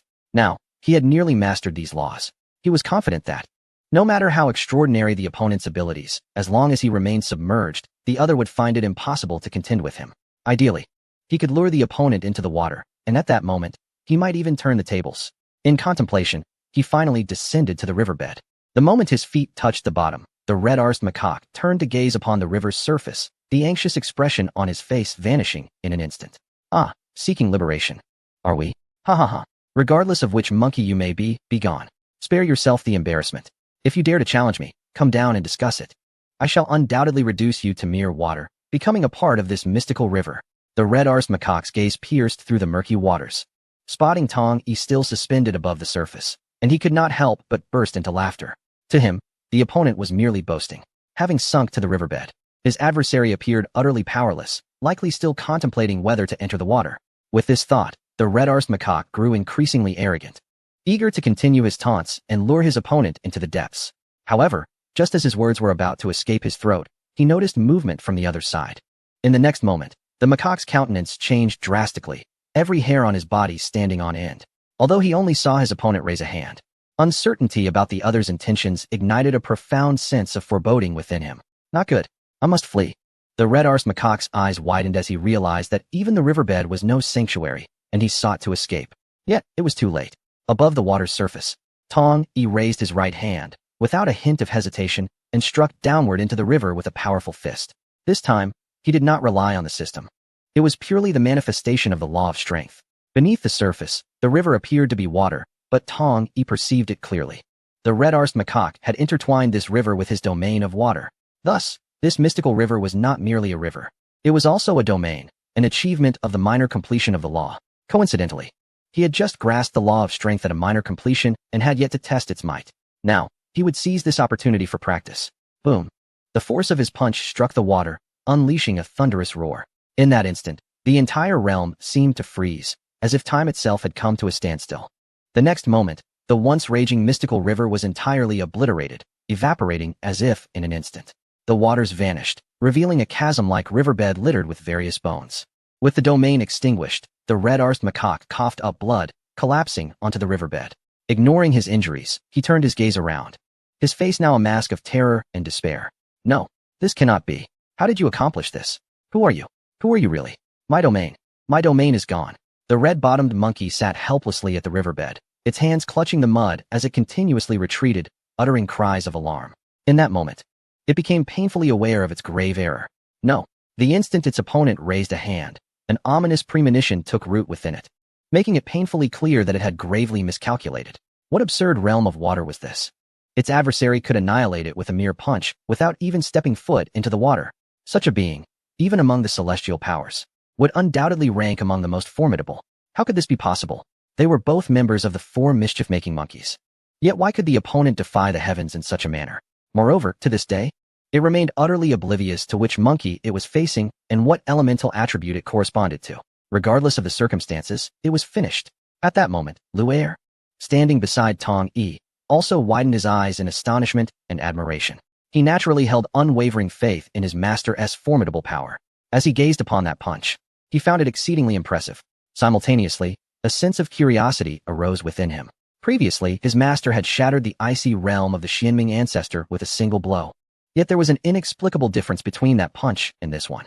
Hearing the red-bottomed monkey's cries of distress snapped Lu'er back to reality, and he chuckled. Observing the terror etched on the face of the red-bottomed monkey, he felt an overwhelming sense of satisfaction.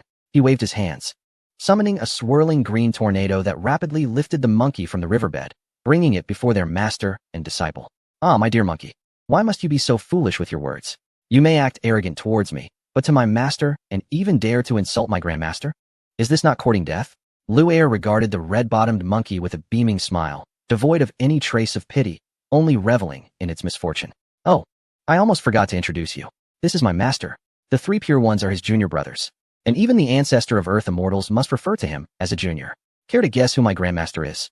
Lu'er approached the red-bottomed monkey, a wicked grin on his face as he spoke softly. Upon hearing these words, the monkey's previously terrified expression froze, its trembling body stiffening.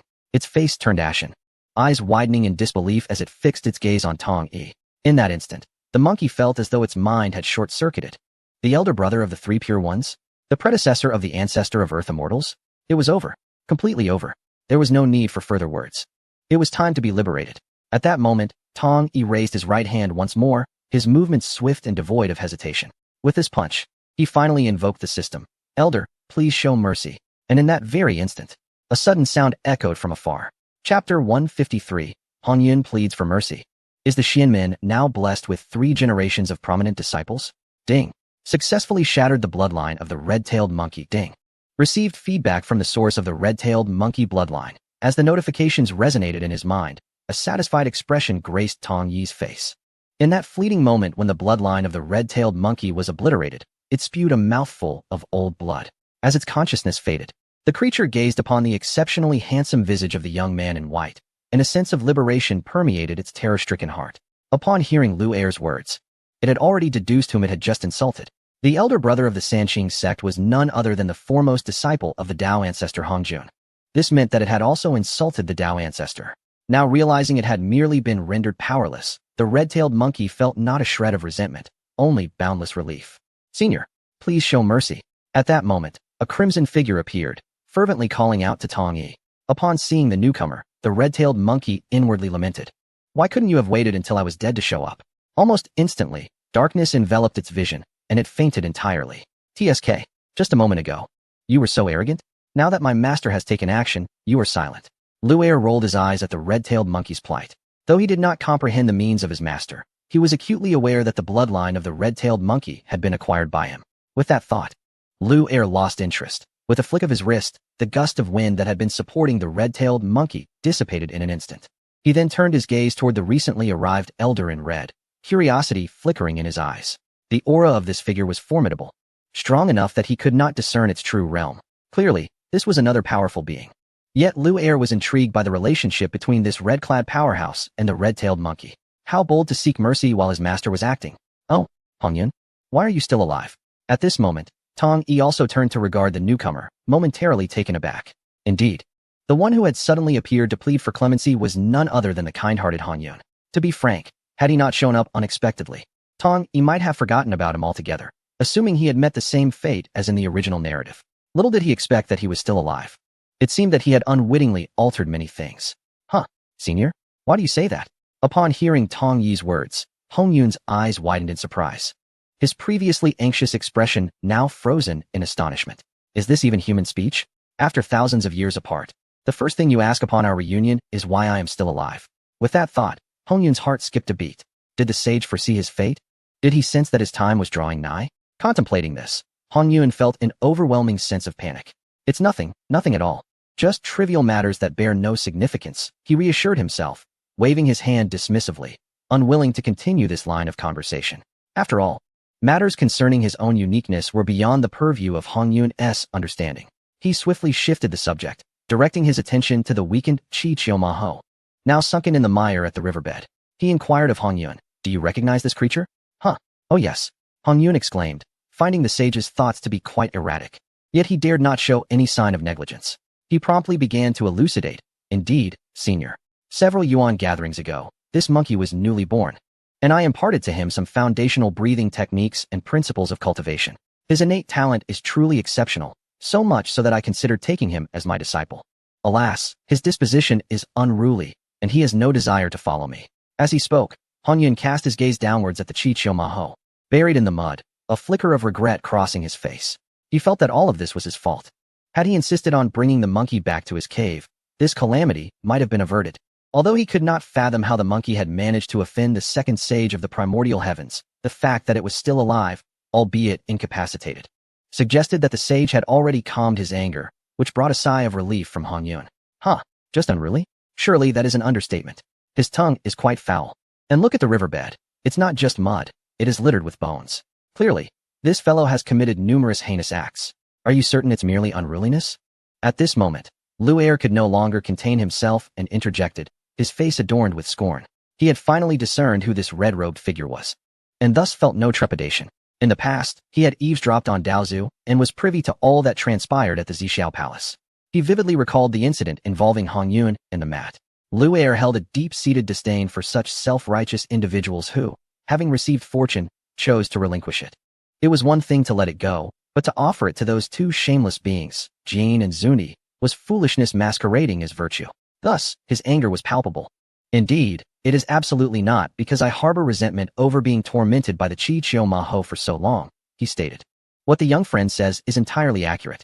This wretched creature's transgressions stemmed from my own actions. It was my failure to guide it properly that led it astray." Listening to Lu Er's poignant words, Hong Yun's heart, already heavy with remorse, sank further. He looked at Lu Er with a face full of shame.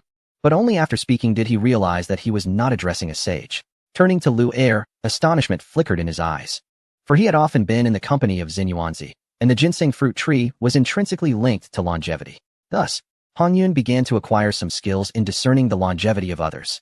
Upon his first glance at Lu Er, he immediately recognized that the latter had reached the pinnacle of the golden immortal realm, poised to step into the realm of Tai at any moment.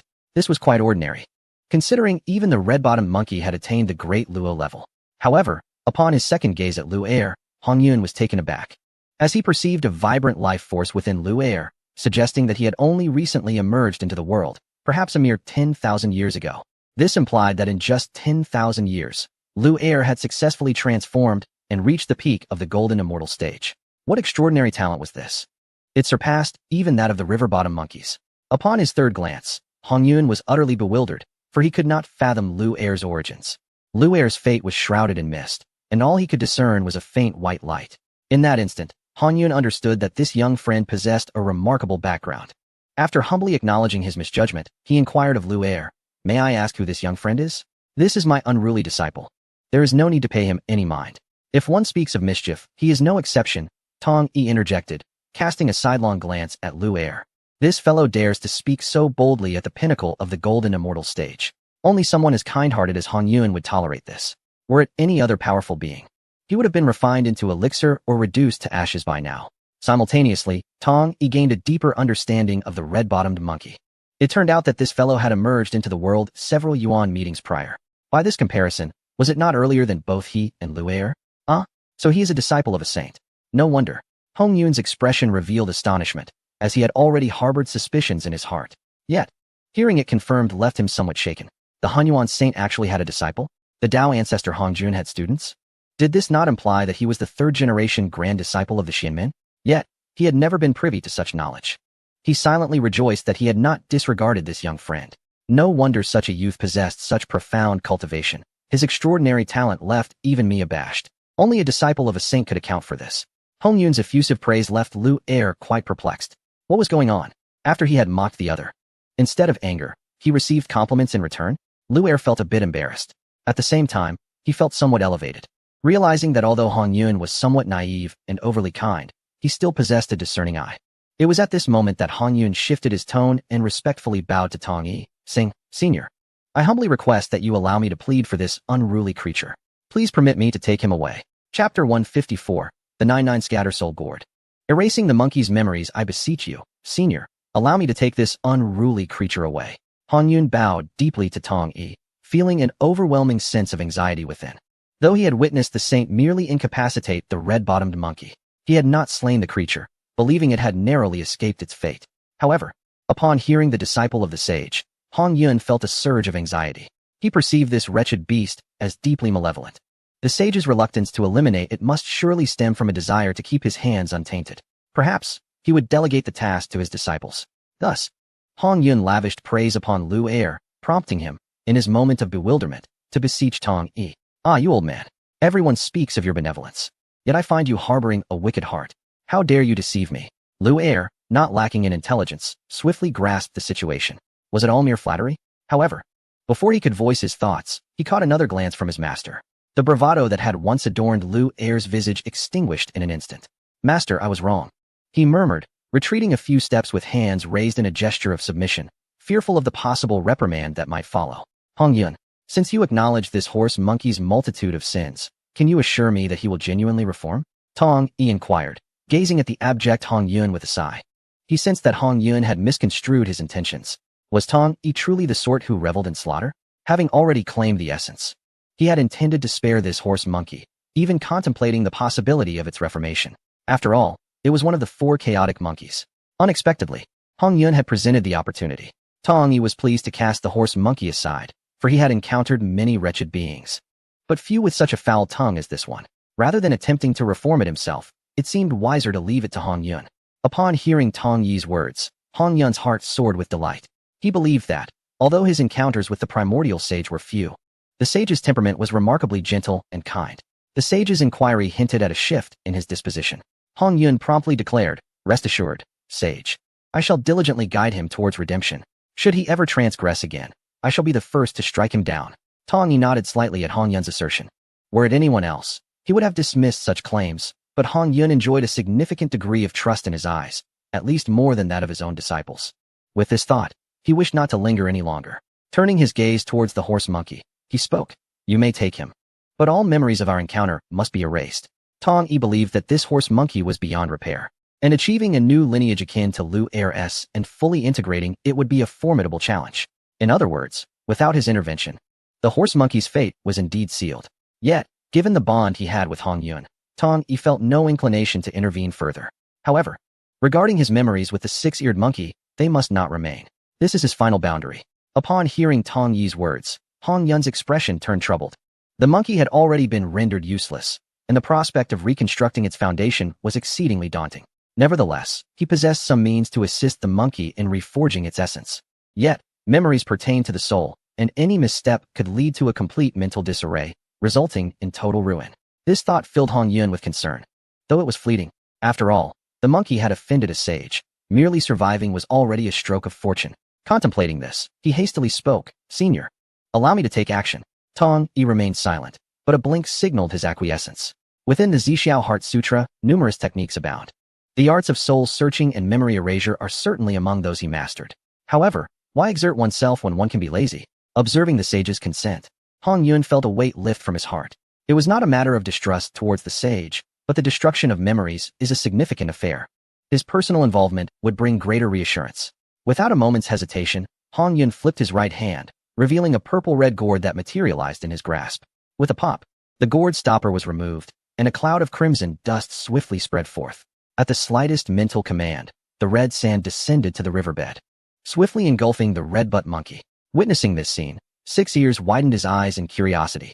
He recalled that his master from the Yaoqi also possessed such a gourd, albeit in a different hue. He had not anticipated that the effects would vary. He could distinctly feel that each grain of red sand contained the formidable power to dissolve bones and alter the soul, a truly exceptional weapon. After all, most spiritual treasures are designed to combat the physical form. Those that can target the primordial spirit are exceedingly rare. A gourd like this, aimed at the soul, is virtually unparalleled. Yet, it was amusing to see such a devastating weapon in Hong Yun's hands being wielded to erode the soul and obliterate memories. This struck Six Ears as somewhat comical. Beside them, Tong Yi observed the spectacle with a resigned shake of his head, finding it rather amusing. Indeed, he had been correct in his earlier assertion. The worth of a treasure is contingent upon the character of its wielder. Even with the Hongming god-slaying spear, Tong Yi is, without a doubt, a paragon of virtue. Soon, with a subtle movement of his hand, the cloud of red sand returned entirely to the gourd. The red-butt monkey, already feeble, now bore an even more diminished aura. If one did not specifically sense it, they might think it lifeless. Only then did he bow to Tong Yi and state, "Sage, I have obliterated all of its memories spanning thousands of years. I humbly request permission to take it away." Upon hearing this, Tong Yi remained silent. With a nod, he stepped forward, and a strange fluctuation of space flickered and vanished. In the next moment, he, accompanied by the six-eared macaque, disappeared from sight. Sighing, Hong Yun felt a wave of relief wash over him, yet he also sighed deeply with a hint of melancholy. With a flick of his right hand, the diminutive red-bottomed macaque shrank further until it landed in his palm. Hastily, he produced a pill and administered it to the macaque. Observing the creature's complexion regain some color, Hong Yun murmured softly to himself, "Little monkey, I hope that after this tribulation, you can turn over a new leaf." Having said that, he intended to depart with the macaque. Just then, a familiar voice echoed in his ears once more. "Hong Yun, I advise you to refrain from meddling in others' affairs in the future. It would be best for you to return to your cave and remain there." Chapter 155, An Impending Catastrophe? Return to the ancestral grounds of the Witch Clan. What? Sage, what do you mean by this? Upon hearing Tong Yi's voice resonating around him, Hong Yun, who had planned to leave, could not help but change his expression drastically. The words spoken by the sage when he had first encountered him left him perplexed. Now, having just departed, the sage chose to send this message specifically. Hong Yun found it impossible not to ponder. His heart raced with trepidation as myriad thoughts churned in his mind. Could it be that the sage truly foresaw his fate? Was this a deliberate warning? Yet, to advise him to remain indoors from now on. What was the difference between that and a complete seclusion? However, these were the words of a sage. If he were to disregard them, he might indeed face dire consequences. "Sage, please, sage, enlighten me." With no response forthcoming, Hong Yun realized that the primordial sage must have already departed. Yet, he was undeterred. The sage was, after all, a sage, no matter how far away. Hong Yun was certain that his words would reach him. However, after several attempts to inquire further, silence enveloped him once more. It was then that Hong Yun finally relinquished hope. He understood that the sage's warning had been a generous gesture. Still, a sense of confusion and dissatisfaction lingered within him. Did he truly face a calamity? Yet he had dedicated his life to virtuous deeds, acting with a clear conscience, treating every being, every immortal, with kindness, regardless of their roots or cultivation. Setting aside merit, simply discussing benevolence, could it be that such a life would not lead to a favorable outcome? After a prolonged silence, Hong Yun regained his composure and sighed again, this time reflecting upon himself rather than the macaque. Having sighed, he glanced at the red-bottomed macaque in his palm.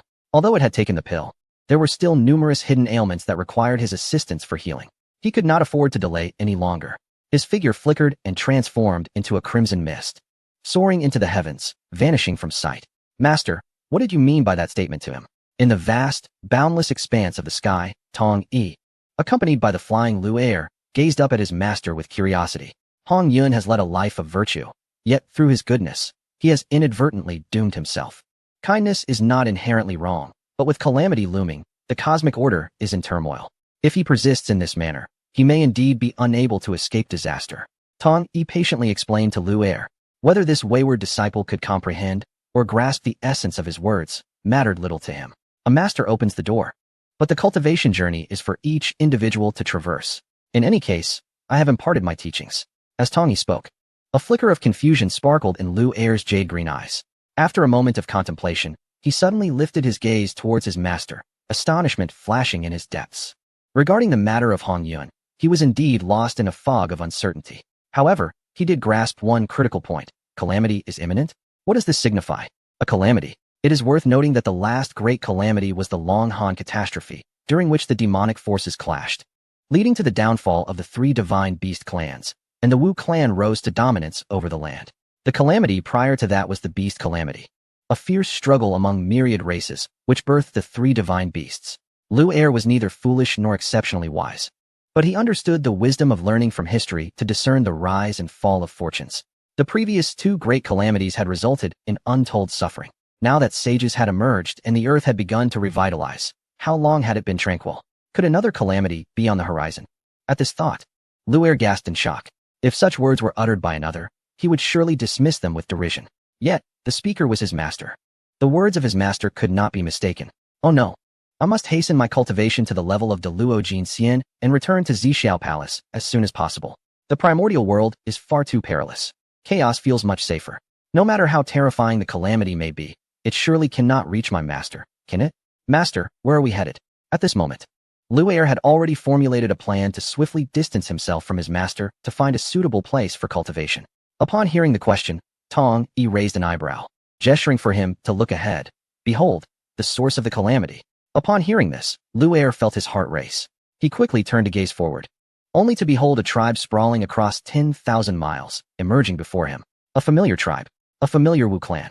The sight sent a shiver down Luer's spine. The last time he came here, he was still a monkey. This time, he had become a man. The last visit was filled with curiosity. This time, he wished he had never come. His master boldly claimed that the source of the calamity was indeed the Wu clan and was now drawing closer. Had his master lost his mind? Luer swiftly overturned his previous thoughts. No, master is not mad. He is a sage. The great calamity poses no threat to him. But I am not the same. Master, I am afraid. If not, I shall take my leave. Luer clutched Tong Yi's garment, his face a mask of trepidation. Yet, he witnessed Tong Yi slightly shake his head, smiling as he replied, "It is too late. Why did you not speak sooner?" Huh, too late. What do you mean? Besides, did you not just tell me that? How could I have spoken earlier? You impudent child. You promised to return in 3,000 years, yet here we are, 3,000 years later, and still no sign. If you do not come back soon, I shall unleash chaos. Suddenly, a furious roar erupted from below, piercing the heavens like an arrow, resonating in the ears of the master and disciple. In that moment, Luer comprehended why master had said it was too late. Whoosh! Just as the roar resonated, a sound of something slicing through the air erupted. Luer's heart jolted, as he felt the fluctuations of spatial laws. In the next instant, his vision blurred, and he beheld 12 figures emerging from the clouds ahead, 10 men and 2 women. The men were robust, their faces flushed with rage, while the women were tall and graceful, their cheeks tinged with a rosy hue, eyes brimming with emotion. Who but the 12 ancestors of the Witch clan could they be? Hunyuan pays respects to all esteemed friends. I regret to admit, I have indeed mismanaged the timing and failed to uphold our agreement. I hope for your understanding. Tong Yi said apologetically, bowing slightly to the 12 ancestors. This descent to the mortal realm had indeed been fraught with numerous matters. First the Western Kunlun, then the creation of humanity. In the flurry of activity, he had forgotten this obligation. It was certainly not due to his prior awareness of the 12 ancestors gathering here, from which he felt apprehensive about approaching. However, to be fair, he had indeed been a bit excessive in dismantling their 9 legacy blood pillars. Oh, it was merely the legacy blood pillars. What is the big deal? Surely, my friend did not intend any offense. Upon hearing this, before the other ancestors could react, Xianming ancestor immediately interjected, stepping closer to Tong Yi. Would you not agree? Xianming gazed at Tong Yi, her eyes shimmering with emotion. Her words, however, infuriated the other 10 ancestors. Chapter 156. My master is a sage. Luer angrily rebukes the 12 ancestors. As soon as Xianming spoke, the 10 male ancestors were utterly enraged. The legacy blood pillars had been destroyed. What could be more significant? A towering figure, his skin a vibrant blue and crackling with lightning arcs, was the first to lose his composure, exclaiming, Xianming, what madness are you uttering? Those are our Witch clan's legacy blood pillars. All our techniques stem from those pillars. Are you saying this is unimportant? His voice thundered, shattering the surrounding mist into fragments. This individual is none other than the ancestral shaman Xiangliang.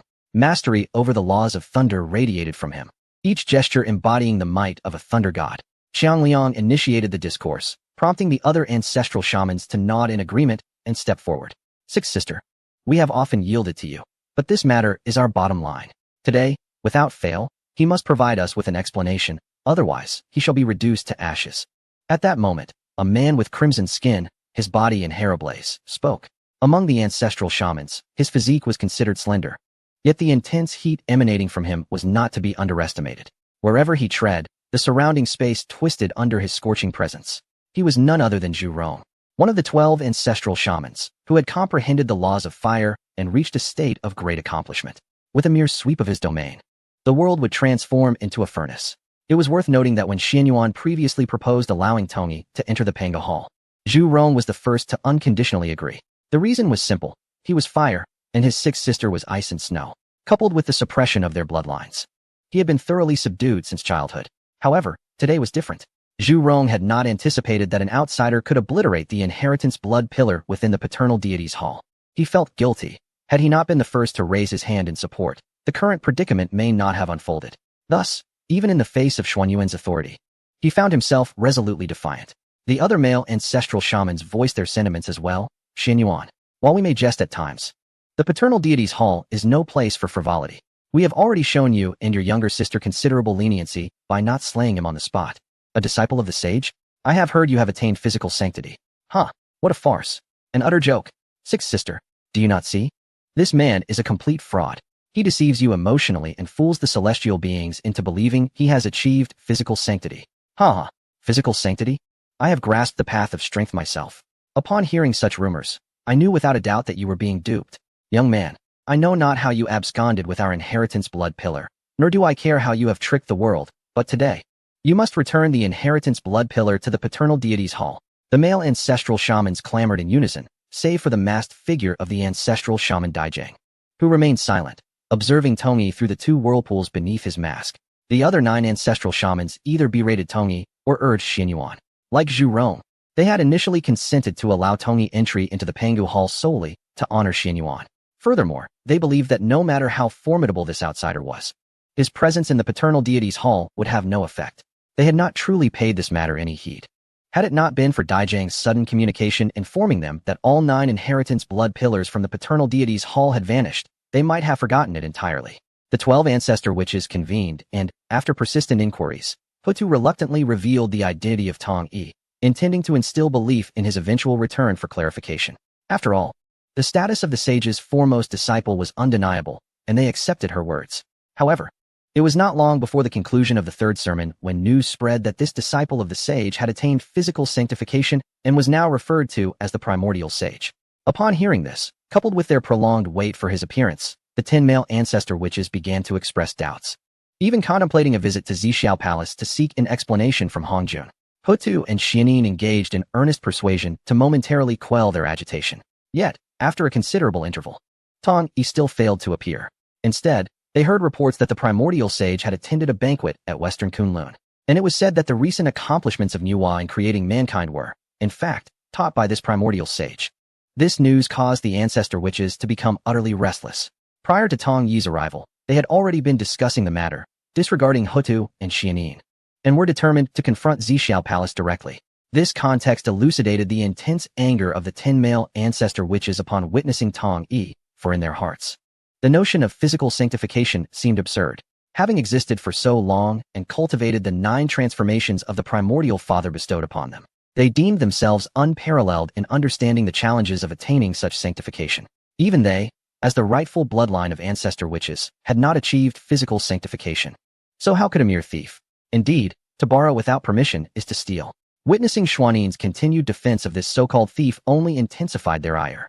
In this moment, as Tongyi pondered his words, preparing to explain to the 12 ancestor witches, Lu Er, who had been hiding behind him, became incensed upon hearing their words. His face flushed, he leapt forward, pointing at the 10 male ancestor witches, and exclaimed, "How dare you question my master's integrity? What audacity! My master is indeed a sage. Moreover, he is a man of honor and integrity. How could he possibly steal anything from you? I urge you to apologize at once." When he erupts in anger, a single punch could shatter the very fabric of existence. Do you believe it? Upon uttering these words, the heavens fell into a profound silence. Both the 12 ancestor witches and Tongyi stared in astonishment at Lu Er. The ancestor witches were baffled, unable to comprehend how such a diminutive figure could possess the audacity to speak so boldly against them. Tongyi, too, was perplexed. How many times had this troublesome disciple dug a pit for him? Chapter 157. Bringing Lu Er into the Panga Hall to suppress the formidable Zhuang Rong. Ah, are you that little monkey? In such a short span of time, you have already transformed. At that moment, a melodious voice of surprise shattered the silence. The ancestor witches quickly regained their composure, casting bewildered glances at Ho Tuesday. Not to be rude, but is your focus misplaced? Whether this lad is a monkey or not is irrelevant. The issue lies in the fact that this little golden immortal dares to berate them so openly. Oh, indeed. You little monkey are progressing quite rapidly in your cultivation. I recall seeing you not long ago when you were merely a mystic immortal. Transforming into human form is commendable, though you cannot compare in handsomeness to your master. At this juncture, Xianming also turned her gaze towards Lu Er, her eyes sparkling with delight. As the saying goes, one loves all that is associated with their beloved. How could they possibly harbor ill feelings towards Tong Yi's disciple? Most importantly, the words of this little monkey arrived at the perfect juncture, just when the two of them were pondering how to continue assisting Tong Yi. The tensions of the previous moment were effortlessly diffused by the little monkey's remarks. Did you not notice? The attention of their brethren has now shifted entirely to the little monkey. Indeed, both Ho Tu and Xianming spoke in unison, rendering the once fierce momentum of the 9 ancestor witches as ineffective as a punch striking a pillow. What could they do? Quibble with the younger generation? Any act of aggression would only lead to their own embarrassment if it were to spread. Yet, how infuriating it is. After living for so long, never has anyone dared to treat them with such disrespect. A mere golden immortal, within the witch clan, barely qualifies as a minor witch, more akin to a witch general. And he does not even cultivate his physical form. Such a status barely elevates him to the rank of a witch soldier. When did a witch soldier ever have the audacity to behave so insolently towards the ancestor witches? Dear friends, let us not stoop to the level of a junior. This is not the place for discussions. Why not descend below for a proper conversation? Seeing their gazes fixed upon Lu Er, Tong Yi hurriedly stepped forward, drawing Lu Er behind him, and spoke with polished courtesy. He discerned the intentions of Ho Tu and Xianming. They were both trying to assist him. However, he genuinely feared that the ancestor witches might be provoked into action. Upon hearing these words, the 9 ancestral shamans exchanged glances, their eyes shimmering momentarily, before nodding in unison. To their perspective, the ground below was none other than their ancestral land, a perfect setting. Once they descended, this young man would certainly have no means of escape. Today, they were resolute in compelling him to relinquish the bloodline pillar of inheritance. Even if Hong Jun were to arrive, he would have to comply. Before long, the group landed before the Azure Stone Hall of their ancestral land. However, to the astonishment of the 12 ancestral shamans, Tong Yi slightly shook his head and then turned to gaze in the direction of the Panga Hall. They instantly comprehended Tong Yi's intent. Enter the ancestral hall. The 12 ancestral shamans paused momentarily, exchanging glances. Xianming and Ho Tu naturally held no objections, although they had unwavering faith in Tong Yi from the beginning. It would be even better if they could provide an explanation within the hall of their father deity. The hesitation among the other shamans was easily understandable. They harbored concerns about potential deceit. The last time they permitted this outsider to enter the hall of their father deity, the bloodline pillar of inheritance mysteriously vanished. If they allowed him to enter once more, would yet another unforeseen calamity ensue? It was precisely this uncertainty that left the numerous shamans in a quandary. At that moment, a deep voice resonated, breaking the silence. It was the ancestral shaman of Di Jiang who finally spoke. With a decisive tone, he declared, "Eldest brother, I wish to take this wayward disciple inside, if you would permit it." Upon hearing Di Jiang's words, Tong Yi seized the opportunity to elaborate. Entering the Pango Hall was essential, as it constituted a realm unto itself, shielding them from the machinations of fate. Even the laws of heaven could not penetrate within. Certain matters could only be clarified in that sanctuary. As for the reason to bring Lu Er along, it was straightforward. Having observed Lu Er's duel with the red-bottomed macaque, Tong Yi noted numerous shortcomings. He believed that if Lu Er could cultivate both body and spirit as he had, all those inadequacies could be rectified. This was precisely why he had brought Lu Er to the witch clan. However, upon hearing his words, the 9 ancestral shamans, who had regained their composure, felt their tempers flare once more, igniting a surge of anger. How dare this impudence? Such audacity! The fiery tempers of Qiang Liang and Zhu Rong could no longer be contained, and they roared in unison. Boom! Boom! In an instant, thunderous storms and searing flames erupted, converging upon Tong Yi. At that moment, the two acted in perfect harmony, as if their actions had been meticulously planned. Not only did they strike with astonishing speed, but the power of their respective laws was also compressed to its utmost limit. The force radiated only within the reach of their fists, yet the space traversed by their strikes could not withstand the might of these two forces, collapsing entirely. In the blink of an eye, the azure tempest and the crimson flames surged directly towards Tong Yi. Stop! No!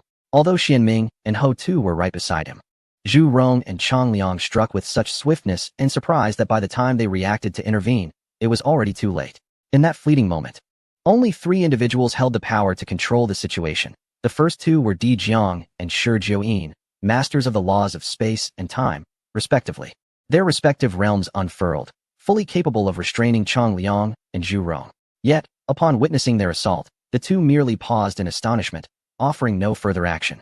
Clearly, both were incensed by Tong Yi's words and were eager to see whether this so-called disciple of a sage, the one who had provoked their two younger sisters, truly possessed the ability he claimed. The third person, of course, was Tong Yi, who had simultaneously grasped the laws of space and time. Though Chang Liang and Zhu Rong's speed was astonishing, rendering them nearly imperceptible, should they have targeted any other formidable beings of the same realm, they would have had a high probability of success. Unfortunately for them, their target was Tong Yi. To him, their movements appeared as if played in slow motion, granting him ample time to evade. However, a dilemma arose. Behind him stood Lu Er.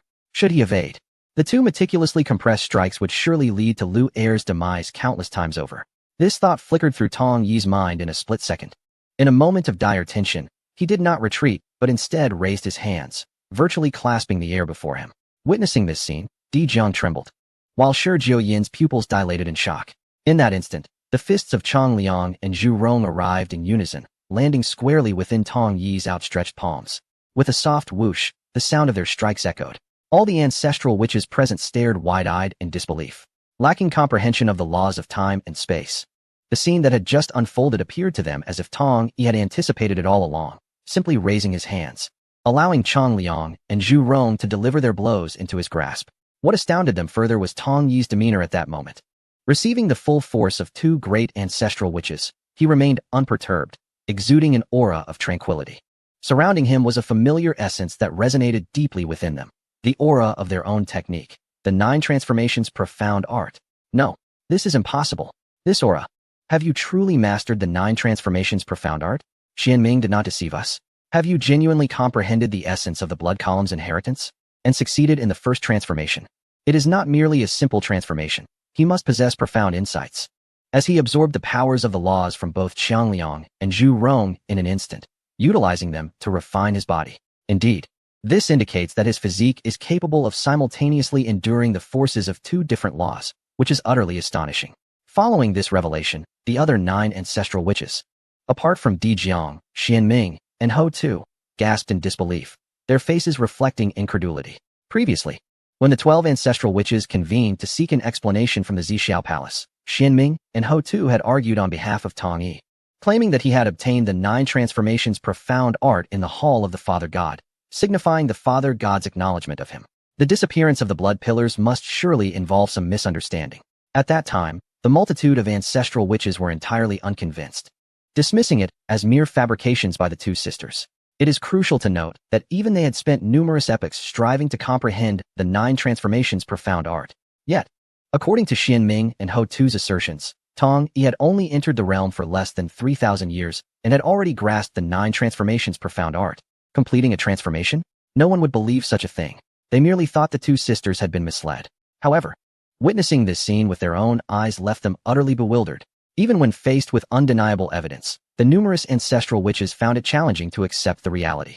Observing the astonishment of these 9 ancestral witches, Di Jiang fell into a contemplative silence. Yet, the tremor that coursed through his body was enough to reveal his inner turmoil. When Tong Yi successfully completed his first transformation and stepped out of the Panga Hall, he had already utilized the power of his physical blood essence, making Di Jiang the first witness to this fact. He had long been aware of it, which is why he agreed to wait for Tong Yi for 3,000 years. Yet, 3,000 years turned into another 3,000, and it was only when Tong Yi let him down that he sensed something amiss with Tong Yi's departure. This prompted him to return to the Hall of the Father God, where he discovered the 9 blood pillars of inheritance had vanished. Thus, in a fit of rage, Di Jiang summoned all the ancestral witches to inform them of this incident. Even when all the ancestral witches questioned Tong Yi, and as Xianming and Hou Tu defended him, Di Jiang had remained silent, never uttering a word in his favor. However, witnessing this scene once more left him profoundly shaken. At the same time, the confusion in his heart deepened. At that moment, he only knew that Tong Yi had succeeded in his first transformation, yet he was unaware that Tong Yi had attained such a realm, capable of absorbing the powers of laws from a perfected state to refine his body. Even among the 12 ancestral witches, such feats could only be achieved after reaching the 4th or 5th transformation. Yet, Tong Yi had achieved this in merely 3,000 years with his first transformation. His physical prowess was already formidable, and his mastery over the control and conversion of power was astonishingly proficient. This caused Di Jiang to ponder. If all 12 ancestral witches present were to strike at this young man, Could he not achieve a ninefold transformation and attain the status of a quasi-saint in a single step? In that moment, the curiosity within Di Jiang reached its zenith. What on earth did this lad do in the Divine Hall? Where have the 9 blood pillars of legacy vanished? In stark contrast to the astonished shouts and speechless shock of the 10 male ancestral witches, Ho Tu and Xian Ming, upon realizing the situation, expressed relief. It's a relief to see you unharmed. Ho Tu, sensing the unyielding aura of Tong Yi, relaxed her tense expression. So formidable. Indeed. He is the man I have chosen. Xian Ming's icy blue eyes sparkled with admiration and satisfaction as he licked his lips slightly. Listening to the varied exclamations of the 12 ancestral witches, Tong Yi remained unperturbed, gazing calmly at the imposing figures of Chang Liang and Zhu Rong before him. With a gentle voice, he implored, "Gentlemen, let us converse amicably. Why resort to violence? I, for one, have always preferred to avoid conflict." With that, he grasped the fists of Chang Liang and Zhu Rong, locking them in place. Zhu Rong's physique was only marginally larger than his. Yet Chang Liang's fist was indeed larger than his own head, making the situation quite comical as Tong Yi secured their punches. Uffed. Ha.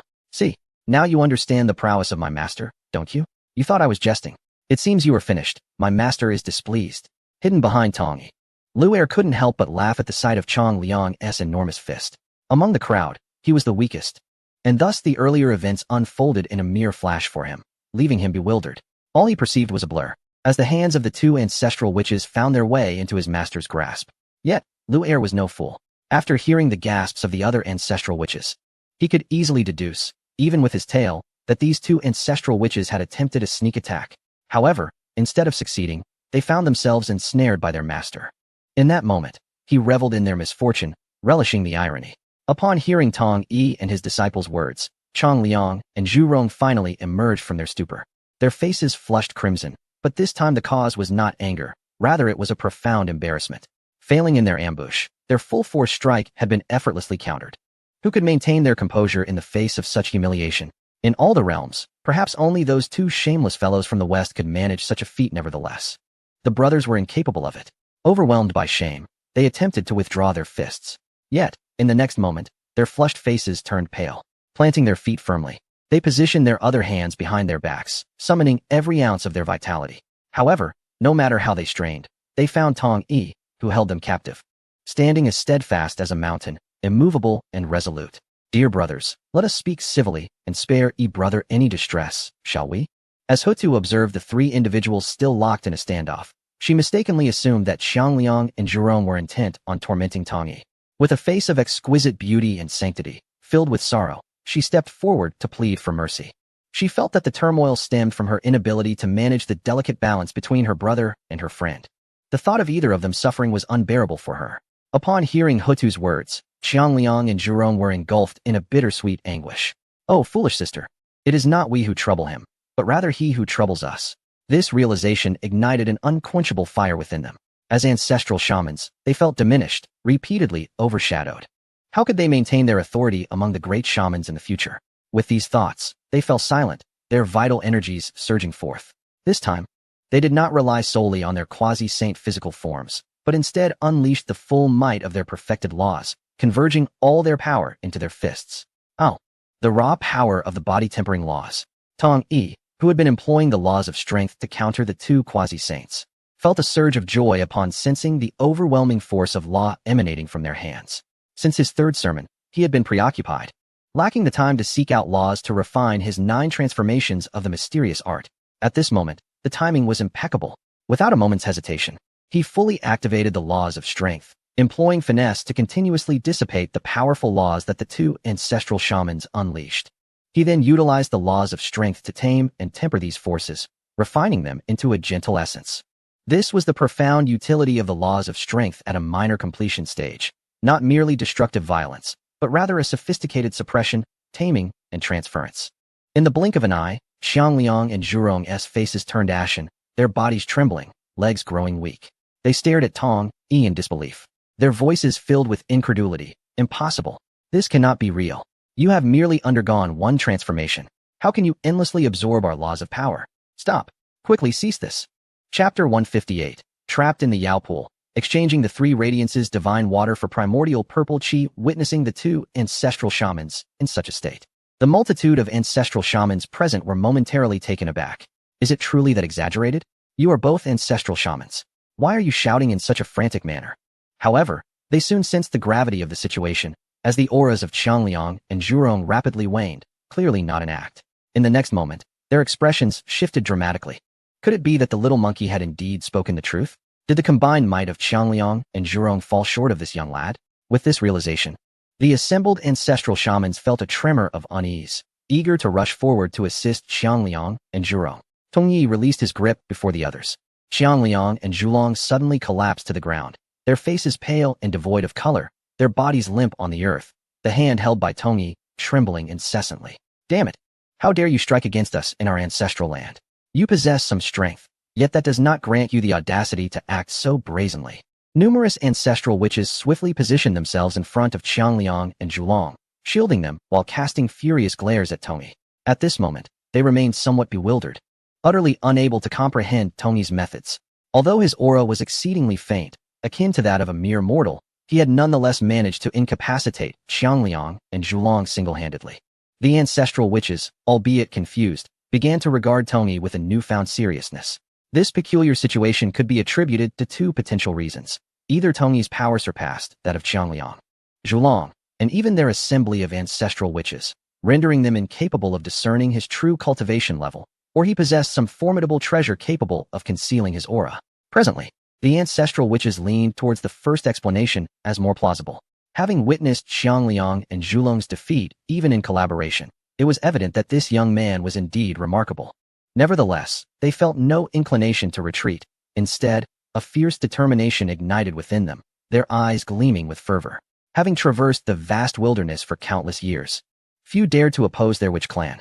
Their adversaries had dwindled significantly, and now, confronted with Tongyi's prowess, the ancestral witches yearned to ascertain the nature of his abilities. Step back. At that moment, the voice of Emperor Jiang resonated. Except for Xianming and Hutu, the spaces occupied by the other ancestral witches warped completely, instantly transporting them to stand behind Emperor Jiang. What kind of principle is this? Emperor Jiang gazed intently, his masked visage obscuring his expression. Yet a slight tremor in his tone betrayed his emotions. As I previously stated, upon entering the Pango Hall, all will be revealed to you, provided that my wayward disciple accompanies us. The rationale behind this request lies in his exceptional talent. Solely cultivating the primordial spirit would be an egregious waste of his gifts. I have observed the exquisite methods of physical cultivation within the witch clan, and should he experience them within the Pango Hall, it may greatly benefit his cultivation. Tongyi met Emperor Jiang's gaze, patiently elucidating. He discerned that Emperor Jiang had likely sensed something, and this was a deliberate act on his part, all for the sake of the child. It is important to understand that the Pango Hall encompasses far more than mere physical cultivation legacies. It bears a complete inheritance of celestial principles. Akin to the celestial creation jade disc, should Lu Er gain entry, he would have the opportunity to acquire the legacy of these principles. Very well, let us proceed. This time, Emperor Jiang, the ancestral shaman, acquiesced with remarkable decisiveness. He no longer maintained an air of detachment. Instead, with a grand gesture, a force of spatial laws enveloped all present. Tongyi instinctively sought to shatter this force, but, sensing no malice from Emperor Jiang, curbed his impulse.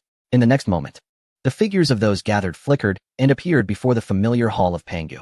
The other ancestral shamans quickly grasped the situation, their confusion palpable at Emperor Jiang's sudden change of demeanor. Yet, regardless of their bewilderment, he remained their elder brother, and they dared not exhibit even a hint of dissent towards his decisions. Even the previously shaken and irritable Qiangliang and Zhu Rong found themselves retreating behind the other shamans, still reeling from the bizarre events that had transpired. They felt utterly powerless to resist, and even in retrospect, the memory sent tremors through their hearts. The residual might lingering in the air. That force seemed akin to the very source of all laws, capable of obliterating any semblance of power. Consequently, the two most tempestuous ancestral shamans found themselves unusually docile, even somewhat fearful of Tongyi. Until the truth was unveiled, they were reluctant, indeed afraid, to confront him again. Swiftly, Emperor Jiang took action, displaying no signs of hesitation. After retrieving the grand offering for the ancestral hall, he waved his right hand, sending a celestial bird of the great Luo golden immortal realm soaring onto the altar. Upon landing, the bird was as if crushed by an invisible giant hand, exploding into a crimson mist of blood that saturated the surrounding space. The altar trembled violently as all the blood mist was absorbed, surging into the Pango Hall. A thunderous roar erupted, awakening the Pangu Hall, which had lain silent for less than 10 millennia. The massive portal yawned open like a gaping maw. Enter. Emperor Jiang commanded softly, stamping his foot slightly as spatial ripples once again enveloped the assembly. The 12 ancestral shamans, along with Tong Yi and his disciple, simultaneously stepped into the threshold. Meanwhile, in an unknown realm within the Western world, outside the valley, Yao Qi gazed upon the long-awaited emergence of the enchantress, her heart fervently calling out in prayer. Little girl, I know you are afraid, but do not fear. Shall we strike a bargain? I am aware that you possess a wealth of the 3 light, divine water. If you bestow it upon me, I shall grant you the primordial purple energy. What say you? At this moment, observing the palpable tension etched across Yao Qi's features, the enchantress, with an exceptionally alluring figure, perched gracefully atop a tree branch, smiled enchanting at her. As always, it was suffused with an enchanting power. Chapter 159. The Return of the Inherited Blood Pillar, revealing the laws of strength. I have truly entered. Is this the space within the Pangu Hall? At the moment of being transported into the Pangu Hall, Lu Er felt as though he were in a dream, his heart filled with astonishment. Although he had long been curious about the Pangu Hall, he had never felt an imperative to enter. However, he did not anticipate that his master was so insistent on bringing him to the Pangu Hall, even willing to engage in conflict with 2 ancestral shamans, nearly provoking a rift with 10 ancestral shamans.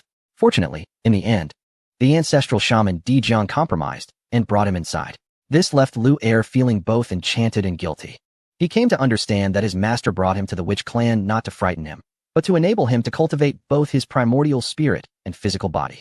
All of this stemmed from the confrontation with the red-bottomed horse monkey, where he had been thoroughly suppressed, revealing numerous inadequacies. Thus, his master had acted in such a manner. And what of himself? He had misjudged his master's intentions, believing that the journey to the ancestral land of the witch clan was merely to indulge his master's peculiar whims. Truly, he felt he deserved his fate. After the astonishment and guilt subsided, Lu Er was filled with emotion and dared not display any further mischief. Instead, he stood obediently behind Tong Yi, his eyes wide open, sparkling as he surveyed the surroundings. Xianming and Ho Tu observed this scene with delight in their hearts. Regardless of the circumstances, Tong Yi had entered the Pangu Hall, indicating that the eldest brother intended to ease the tension between the 2 parties. This was precisely what Xianming and Ho Tu wished to witness. Friend, we have entered. Can we speak now? Di Jiang, unable to contain his eagerness, broke the silence.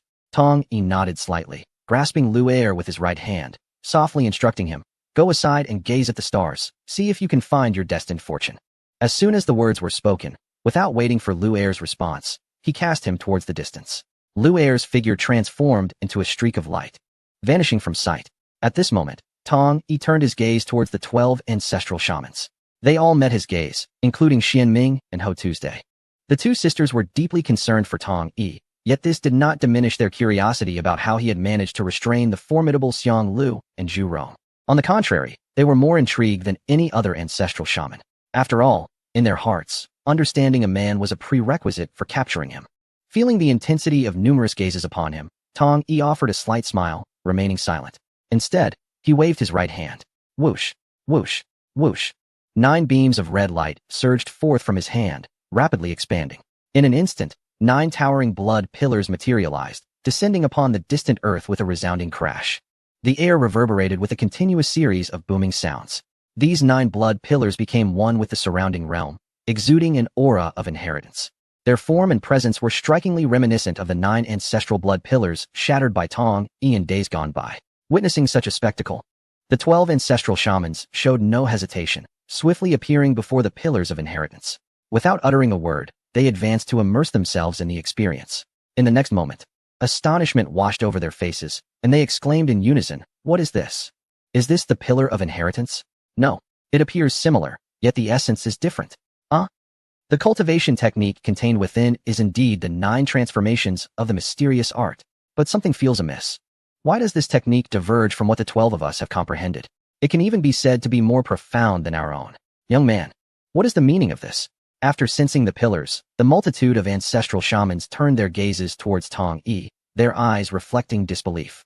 If their perceptions were not in error, these pillars of inheritance were not merely inferior to the previous 9, but surpassed them as well. This contradiction stemmed from the cultivation techniques encapsulated within the 9 pillars of inheritance. They recognized it as the physical cultivation art practiced by the 12 ancestral shamans, the 9 transformations of the mysterious art. However, The issue lay in the fact that this version of the 9 transformations diverged from their own practice, being more advanced and intricate. In simpler terms, if the 9 transformations held a ranking, their practice would be classified as acquired, while the version contained within these blood pillars could be deemed innate. The gap between the two was immeasurable. Thus, it was no surprise that the 12 ancestral shamans, including the esteemed ancestor Di Jiang, were left in sheer astonishment. As you have all witnessed, the 9 transformations of the mysterious art that I comprehended within this ancestral hall is indeed this very technique. It is the most complete form of the art. Given your sincere inquiries, Tong Yi did not hesitate to divulge his prepared explanation. At this juncture, he shifted his tone, infused with a hint of regret and self-reproach, and remarked, however, the price of comprehending it was the sacrifice of those 9 pillars of inheritance. The reason I have not returned all these years is that I was engaged in the crafting of these blood pillars, intending to restore the complete 9 transformations of the mysterious art to the Witch clan. Finally, with a heavy sigh, Tong Yi exhaled, appearing as though a great weight had been lifted. Today, I have finally returned it, and I too am relieved. Upon hearing these words, the 12 ancestral shamans fell into a stupor, exchanging glances of disbelief. Did they truly believe such claims? In reality, they did not, for if they did, it would imply that the cultivation techniques they had comprehended were inferior to those of Tong Yi alone. But therein lay the dilemma. They are skeptical, yet there is nothing they can do. The efficacy of the 9 blood pillars remains uncertain to them. How could it not be genuine? The truth is undeniable. They sense that if they could practice according to this 9 transformations profound art, the power they could wield at the same level would increase tenfold, or even 100-fold. Moreover, the most significant aspect is that these 9 blood pillars were forged by Tong Yi himself. They can be cultivated merely by reading. Without the need for the extensive comprehension that was once required, success depends solely on the individual. The allure of this prospect is unprecedented. Consequently, after considering various factors, the 12 ancestral witches realize they have but one choice: to believe. Only through belief can they claim these 9 blood pillars for the Witch clan. In rounding terms, they stand to lose nothing. Instead, they gain. However, this premise requires them to acknowledge that their comprehension does not match that of Tong Yi. Hutu and Xianin are somewhat more accepting. One is understanding and gracious, while the other has long since recognized her inferiority to Tong Yi after he shattered her icy realm and restored her 4 laws. The other 10 male ancestral witches, however, find it difficult to reconcile this reality within themselves. Contemplating this, the 11 ancestral witches turn their gazes towards the ancestral witch Di Jiang. They are reluctant to deliberate further, feeling that the final decision rests upon the eldest brother's words. Thus, regardless of the choice made, they would have a way to gracefully retreat. Yet, deep down, they hope that the eldest brother will agree, for they are in dire need of the 9 transformations' profound art. In their confusion, they perceive this art as a guiding light, perhaps capable of helping them break through the bottleneck that has plagued them for countless years, leading them to achieve sanctity in their physical forms. Feeling the weight of their gazes, the masked figure of Di Jiang slightly turns, sweeping his eyes over his 11 younger siblings.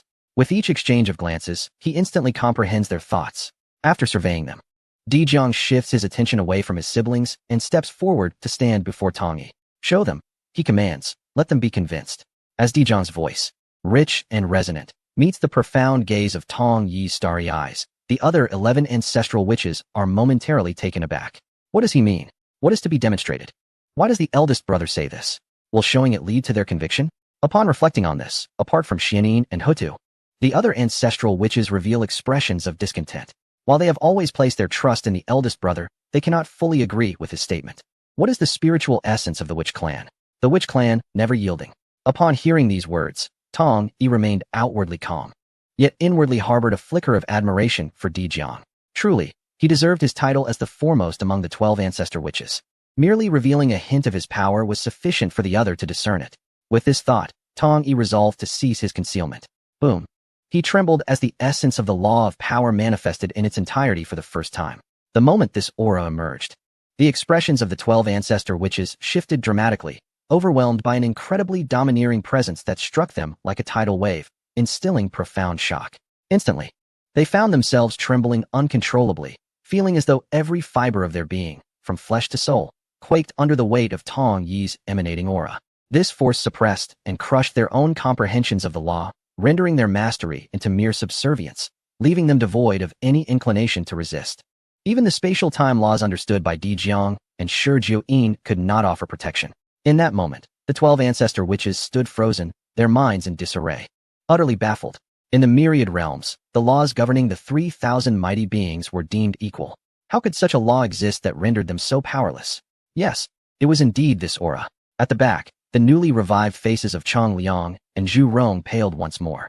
They gasped in astonishment as the arcs of lightning and flames surrounding them extinguished, not due to their own volition, but because their comprehension of the laws of lightning and fire had been stripped away, leaving them without the courage to even manifest a spark.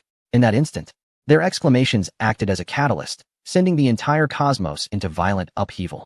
The 12 ancestor witches, jolted awake by this tremor, instinctively looked up, only to find themselves once again in a state of shock. The night sky, once dotted with stars, now whirled frantically, with every ancestral star converging above Tong Yi's head. Each star radiated brilliant light, illuminating him in an awe-inspiring display. Such a spectacle of myriad stars surrounding the moon left the 12 ancestor witches dumbfounded. How could this be possible? To earn the recognition of even a single one of the 3,000 ancestral stars required extensive communication. Yet now, all 3,000 stars shone forth because of him. This was the divine acknowledgement from the Father God Hall. Even the eldest brother could not achieve such a feat. Who exactly was he? I refuse to believe it. What manner of aura radiates from him? How could he wield such enigmatic divine power? The forces of the laws within us are one thing, but could it be that even the legacy of the celestial bodies submits to him? The 12 ancestor witches exclaimed in astonishment. This time, even Di Jiang, who had long been mentally prepared, was utterly taken aback. They found it inconceivable what was unfolding before their eyes, yet it was undeniably happening. In this moment, a singular possibility flashed through the minds of all the ancestor witches. However, they dared not accept this possibility as reality. Taking a deep breath, Di Jiang exhaled heavily, seeking to calm the turmoil within his heart. He then spoke slowly. Indeed, the aura he exudes is none other than the law of strength. I suspected it long ago, yet I could not bring myself to believe it. Now, I am compelled to accept this truth. Upon hearing these words, the other 11 ancestor witches trembled with disbelief. The law of strength. The law of strength. The law of strength. Those 4 words echoed in their ears, reverberating within their minds, resounding with undeniable clarity.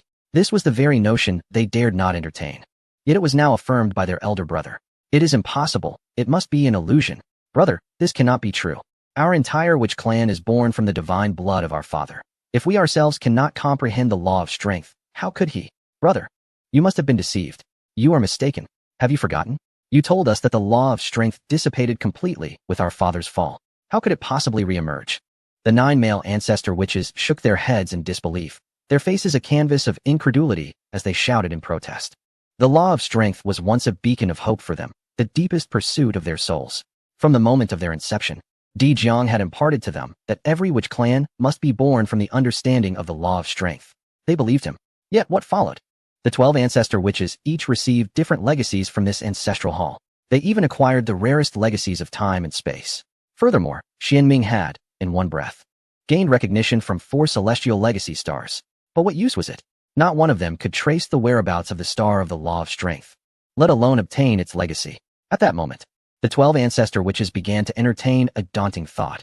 Could it be that the law of strength had truly vanished with the fall of the Father God? Yet they clung to hope.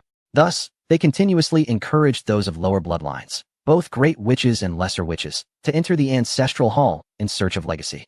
They wished to see if perhaps one of the lesser witches might indeed discover the law of strength. However, countless years passed, and the witch clan flourished, evolving from ancestor witches to great and lesser witches, culminating in the emergence of witch generals and witch soldiers. Yet still, none were able to uncover the law of strength.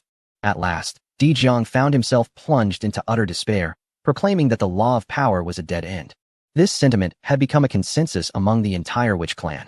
Consequently, upon hearing Di Jiang's words, the numerous ancestral witches were stirred to such a degree that they exhibited frantic and even deranged behavior.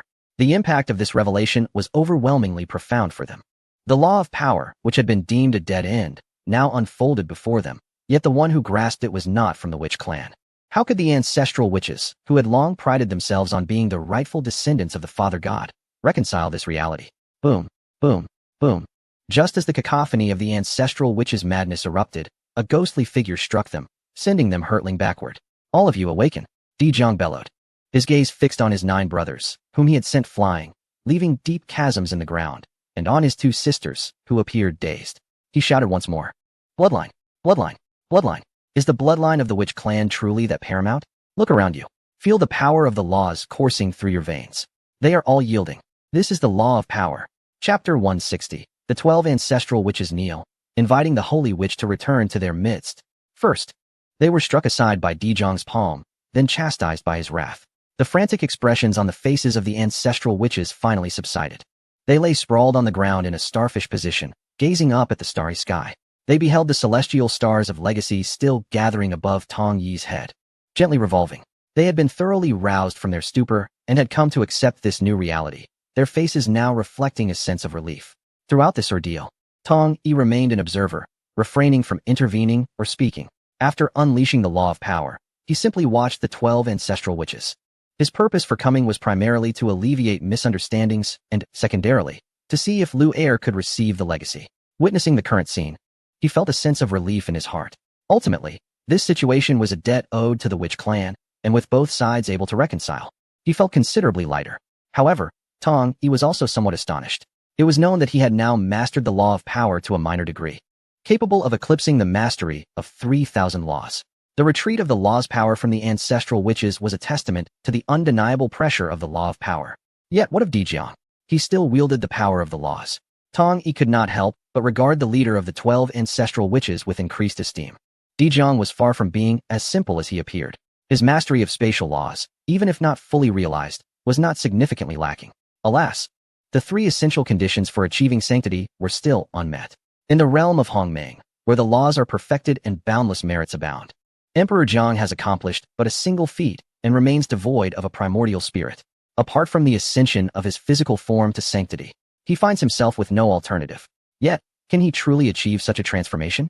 Suddenly, Tong Yi recalls the embodiment of the will of the heavenly Tao, represented by a singular eye. The momentum of fate is irrevocable. With this thought, Tong Yi ceases to unleash the laws of power, retracting them entirely.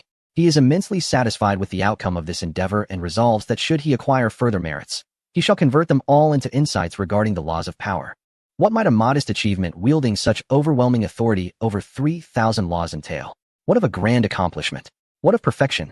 In an instant, Tong Yi's aura once again exudes a profound indifference, akin to that of the mundane world. Buzz.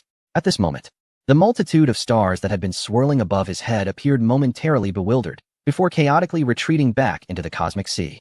Simultaneously, the powers of the laws emanating from the many ancestral witches surged forth. Esteemed colleagues, the misunderstanding has been resolved. I humbly ask for your forgiveness for any previous indiscretions. I hold deep admiration for all of you, Tong Yi declared, raising his hand in a respectful gesture towards the 12 ancestral witches. With this matter concluded, he finally felt ready to return to humanity and observe the progress of his teachings. Provided that no errors have occurred, humanity could flourish independently without his intervention. He could then seek out the remaining 8 powers of law and hasten his physical refinement. However, the subsequent scene unfolded in a manner that utterly exceeded Tong Yi's expectations, leaving him momentarily stunned. In the next instant, Emperor Jiang knelt before Tong Yi, exclaiming, "Great Saint Witch, I have an earnest request." Tong Yi's mind buzzed, rendered speechless. Without waiting for a response, Emperor Jiang continued, "I beseech the Great Saint Witch to return to the Witch clan. Our clan has reached an impasse. Please, guide us in the right direction." Upon uttering these words, he lowered his head slightly, performing the utmost in ceremonial respect. Witnessing this spectacle, the other ancestral witches, unlike Tong Yi, exhibited no surprise. This was the very reason they had previously hesitated to acknowledge Tong Yi's comprehension of the laws of power. In days of yore, to inspire the other witches to seek the inheritance of the laws of power, the 12 ancestral witches had sworn an oath. Should any witch comprehend the laws of power, that individual would ascend above the 12 ancestral witches and become the leader of the entire witch clan, this entity being the great saint which that Emperor Jiang now invoked. Though Tong Yi is not of the witch clan, Emperor Jiang's insistence on addressing him as the great saint which made it abundantly clear to the other ancestral witches that their elder brother had made his decision. The faces of the other ancestral shamans briefly flickered with hesitation, only to swiftly transform into resolute determination. For they had recalled the bottleneck that had constrained them for countless years. Perhaps, it was only the one who comprehended the law of strength that could potentially shatter their impasse. With this thought, the remaining 11 ancestral shamans, including Xianming and Hutu, stepped forward, positioning themselves behind Emperor Jiang. Thud, thud. In the next moment, the sound of their knees hitting the ground echoed consecutively. The remaining 11 ancestral shamans all knelt on one knee, hands clasped in reverence, and called out to Tong Yi. We beseech the holy shaman to take their rightful place. We implore the holy shaman to guide the shaman clan. Their voices soared skyward, reverberating throughout the heavens and resonating endlessly in this realm. At this moment, Tong Yi finally comprehended the gravity of the situation. Gazing at the 12 ancestral shamans kneeling before him, he felt a throbbing in his temples and a pang in his heart. It was over. He had gone too far. He truly did not anticipate that the 12 ancestral shamans would hold such reverence for the law of strength, an admiration that bordered on the extraordinary. To expect him, an outsider, to join the shaman clan? Absurd. Utterly ludicrous. Had it been another powerful being, or even a disciple of the Xianmen, faced with such a scene, they would undoubtedly be overwhelmed with excitement, instantly acquiescing. After all, the shaman clan currently reigns supreme over the vast wilderness, their fortunes flourishing even beyond those of any clan from the ancient era's 3 divine beasts. To become the holy shaman would mean that the countless fortunes of the shaman clan would be bestowed upon him. Moreover, it signified that he would command 12 quasi-saint formidable beings, alongside numerous great Luo golden immortals and the lesser shamans of the Tai golden immortal rank, all at his disposal. Perhaps, with just a single thought, he could alter the trajectory of the entire wilderness. Such temptation would be irresistible to any celestial power. Yet, paradoxically, it was Tong Yi who was being venerated by the 12 ancestral shamans. His initial reaction was not one of elation, but rather one of resistance. A profound resistance. Were it not for his foreknowledge of the shaman's fate, witnessing the unwavering loyalty of the 12 ancestral shamans might have ignited a reckless impulse to acquiesce. However, the reality was that he was a transmigrator. He was acutely aware of the impending calamity between the shamans and the demons, a foregone conclusion. The inevitability of this calamity meant that the shaman and demon clans were destined for obliteration. With such knowledge of the future, faced with this dire situation, he could scarcely muster the desire to leap deeper into the fray, let alone escape its edge. With this in mind, Tong Yi contemplated a polite refusal. Master, this cannot be. Master, please, do not agree. This matter is of utmost importance. It must not be accepted. Suddenly, a slender figure soared from the distance, shouting fervently. Who else could it be but 6 Ears? Upon hearing this, Tong Yi felt a surge of joy, while the 12 ancestral witches seethed with rage. In Chapter 161, 6 Ears opposed the notion of assisting his master in achieving sanctity in corporeal form. Master, you must absolutely refuse. At that moment, 6 Ears was in a state of great anxiety, his wings behind him fluttering like mere shadows. He had initially been cast far away by his master, intending to deeply attune himself to the legacy stars within the sea of stars. Yet, before he could grasp even one, he witnessed the entire sea tremble as the 3,000 legacy stars converged towards his master. Realizing that a significant event was unfolding, he hastily returned, only to find the 12 ancestral witches kneeling in reverence, imploring his master to ascend as the holy witch. 6 Ears was taken aback. When his master had arrived, he had warned him that the witch clan would be the source of this impending calamity. Were it not for the allure of the Pango Hall and the contemptuous attitude of the 12 ancestral witches towards his master, 6 Ears would have preferred to distance himself. Fearing entanglement with the witch clan, now witnessing the 12 ancestral witches seemingly reconcile with his master and extend an olive branch, he could not afford to hesitate.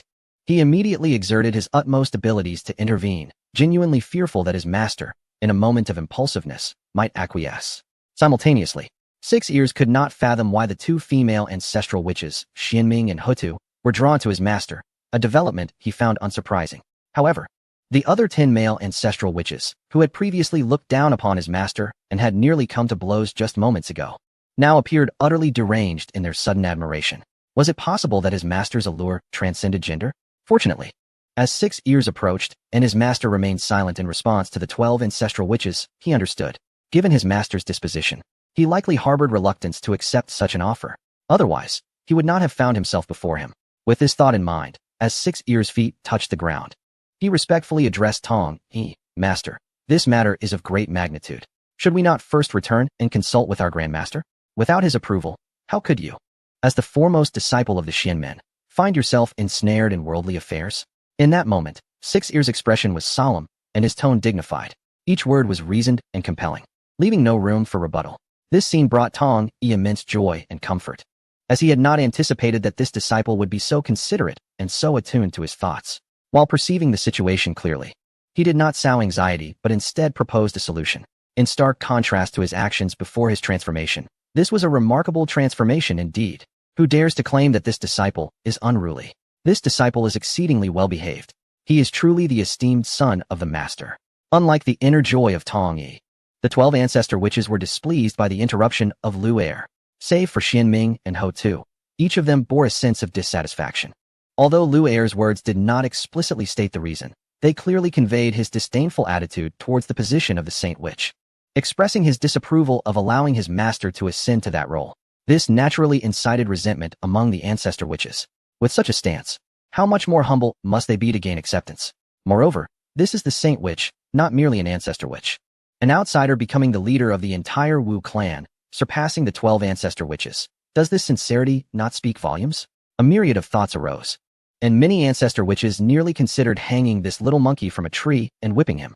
Yet, upon recalling that he was Tong Yi's disciple, they dared not act recklessly, swiftly erasing the displeasure from their faces. They then collectively turned their gazes toward Ancestor Di Jiang, their attitudes remarkably uniform, hoping he would speak and persuade Tong Yi. They could not allow this little monkey's interruption to render the Saint Witch indifferent to the Wu clan. Feeling the weight of their stares upon him, Di Jiang understood their unspoken sentiments. He raised his head once more, gazing at the young man in white before him. At the moment he beheld the other's expression, Di Jiang's heart skipped a beat, for he discerned not a trace of surprise or delight upon the youth's countenance, but rather an unwavering indifference, as if he faced all matters with effortless composure. This filled Di Jiang with foreboding. He believed he had already demonstrated ample sincerity. After all, as one of the 12 ancestor witches, only a few could stand on equal footing with him among the celestial powers. Now, he had knelt on one knee, his attitude laid bare, yet the other remained unmoved. Could it be that he failed to comprehend the advantages of becoming the Saint Witch? With this thought, Di Jiang dared not linger, fearing he might soon face Tong Yi's rejection. His mind raced with myriad thoughts, and he swiftly spoke. Saint Witch, I implore you to heed my words. Should you agree to become the Saint Witch, I shall gather all the rare treasures of heaven and earth, and with the utmost effort, assist you in achieving the 9 transformations of the physical body, culminating in your sanctification. In due time, you shall rightfully be recognized as the foremost embodiment of sanctification in the primordial world. Di Jiang's tone was earnest and succinct, directly addressing the crux of the matter. He refrained from countering Lu Er or getting ensnared in the trap laid by him, steering clear of the discourse towards the celestial gate, and instead unveiled Tong Yi's true cultivation level while presenting the most compelling temptation, the 9 transformations of the physical body. As the adage goes, to know oneself and one's enemy is to win every battle. Being one who practiced the 9 transformations, Di Jiang understood Tong Yi's current predicament better than anyone. Although he was unaware of the reason behind the rumors circulating in the outside world that Tong Yi had attained sanctity in body, Di Jiang sensed clearly that Tong Yi was certainly only at the first transformation. This led to but one possibility. The notion of his corporeal sanctification was mere fabrication. However, if the 12 ancestor witches united their efforts, they could indeed assist Tong Yi in completing the remaining 8 transformations. Apart from the principles of chaos, they each had achieved mastery over time, space, and the 5 elements. Furthermore, they were aware of a suitable haven that was most conducive for refining the chaotic essence. Thus, Di Jiang's assertions were not without merit. He had articulated a crucial point, one he believed would resonate profoundly with Tong Yi. As anticipated, upon hearing these words, both Tong Yi and his disciple were momentarily taken aback. Lu Er was astonished, questioning whether his master's corporeal sanctification was a falsehood. Tong Yi, however, found himself deep in contemplation. Could Di Jiang truly aid him in achieving corporeal sanctification? Yet the question remained, was it worth it? Was it truly worthwhile to pursue corporeal sanctification while becoming ensnared in a perilous predicament akin to a quagmire? Tong Yi rarely furrowed his brow. Now lost in thought as time slipped away, the 12 ancestor witches and Lu Er fell silent. After a considerable period, Tong Yi finally relaxed his brow, having come to a decision. Chapter 162, Becoming a Sacred Witch, the ancestor witches compete for the first quota. Was it worth it? Tong Yi pondered internally. As a myriad of thoughts flickered through his mind, he envisioned scenarios where, after agreeing, he might be drawn into the impending catastrophe, alongside images of the solitary struggle he would face in seeking a haven imbued with the 8 laws' essence should he decline. After what felt like an eternity, Tong Yi's resolve solidified. I can agree to your proposition and assist the witch clan in perfecting all corporeal techniques. However, I have one condition. My title as Sacred Witch shall merely be nominal, and you must not publicize it. Should I find myself in a situation beyond my control in the future, I will withdraw. Having contemplated the various consequences and implications, Tong Yi spoke softly in response to Lu Er's astonished gaze. Upon his utterance, Lu Er stood transfixed, as if turned to stone, his face a mask of incredulity. Convinced he must have misheard, The other ancestor witches were equally taken aback, exchanging glances that reflected their shared concern. After all, Tong Yi's condition effectively distanced himself from the agreement. What did it mean that he would withdraw if he encountered insurmountable challenges? This was perplexing. It must be noted that the members of the witch clan, emulating the father god, conducted themselves with utmost integrity. Once a promise was made, it was to be fulfilled, even unto death. Tong Yi's ambiguous statement left the ancestor witches feeling somewhat dissatisfied, even fostering a sense of self-doubt. Was this truly all there was? The chosen heir of the father god, is this all he possesses? Observing the varied expressions of the ancestral witches, Tong Yi maintained an unperturbed demeanor, showing no sign of concession. To him, even this meager offering had already entangled him in the web of cause and effect. Yet, this was the most favorable course of action he could fathom amidst countless ponderings. Why acquiesce? The reason lay in the words of Emperor Jiang, the flesh becoming sacred. This misunderstanding, birthed from the presence of Hong Yun and solidified by the powers of the heavens through the river of the underworld, appeared to bestow upon him an unprecedented respect due to his identity. However, in truth, this was a formidable peril. The moment his true cultivation was unveiled, his carefully constructed persona would shatter completely. This looming threat had grown ever closer since Nuwa's creation of humanity. Nuwa's merits and cultivation were but a breath away from achieving sanctification. Laozi had now reached the juncture of imparting teachings to humanity, poised to establish a holy doctrine. Once they attained sanctification, under the resultant resonance, his authentic strength would inevitably be exposed. At that juncture, could he still maintain control over his junior disciples? Tong Yi believed he certainly could not. With his master entering a state of unity, he no longer concerned himself with the affairs of the Hongwang. Presently, he could still navigate the tides of the world, yet once Nuwa and Laozi achieved holiness, those ambitious juniors would no longer submit to his authority. Even if he possessed a system to turn the tide in his favor, he was not the type to allow circumstances to spiral into dire straits. Thus, he saw only one recourse: to achieve sanctification a step ahead of Laozi and Nuwa, or alternatively, to master the principles of strength to continue concealing his true abilities. However, mastering the principles of strength was exceedingly arduous. The 12 ancestral witches before him presented a far simpler path. By merely acknowledging himself as a sacred witch, he could gain their assistance, swiftly advancing through 9 transformations. Weighing the pros and cons, Tong Yi felt he could not resist this temptation. As for presenting demands, was it not the most natural course? Regardless of the ancestral witch's intentions or reliability, Tong Yi believed it prudent to clearly articulate his requirements in advance. Each party could fulfill their needs, propose their demands, and engage in a negotiation which seemed most agreeable. Contemplating this, he noticed Emperor Jiang still hesitating, prompting him to send a telepathic message to the 12 ancestral witches. The perfected techniques and guidance of the witch clan I speak of are not mere formalities. They encompass the release of the principles of strength, inviting you to grasp their essence. Upon utterance, the 2 swirling vortices beneath Emperor Jiang's mask spun rapidly, gleaming with intensity. The other ancestral witches behind him were equally stirred by his words. To give a man a fish is not as beneficial as teaching him to fish. The same principle applies here. Rather than allowing Tong Yi, who has grasped the principles of force, to become the holy sorcerer, it would be more advantageous for them to become holy sorcerers themselves. Ultimately, their hesitation does not stem from fear of conditions set by Tong Yi, but rather from concern that he may not genuinely regard the sorcerer clan. However, upon hearing Tong Yi's declaration, the numerous ancestral sorcerers felt a surge of excitement. Having cultivated to such a level, they all considered themselves exceptional, believing their talents and insights to be extraordinary. Otherwise, they would not have been able to comprehend their respective principles to such a profound degree. As for why they had been unable to grasp the principle of force, the ancestral sorcerers merely felt they lacked an opportunity, a chance. Thus, they believed that if Tong Yi could indeed release the principle of force for them to perceive, they might genuinely comprehend it.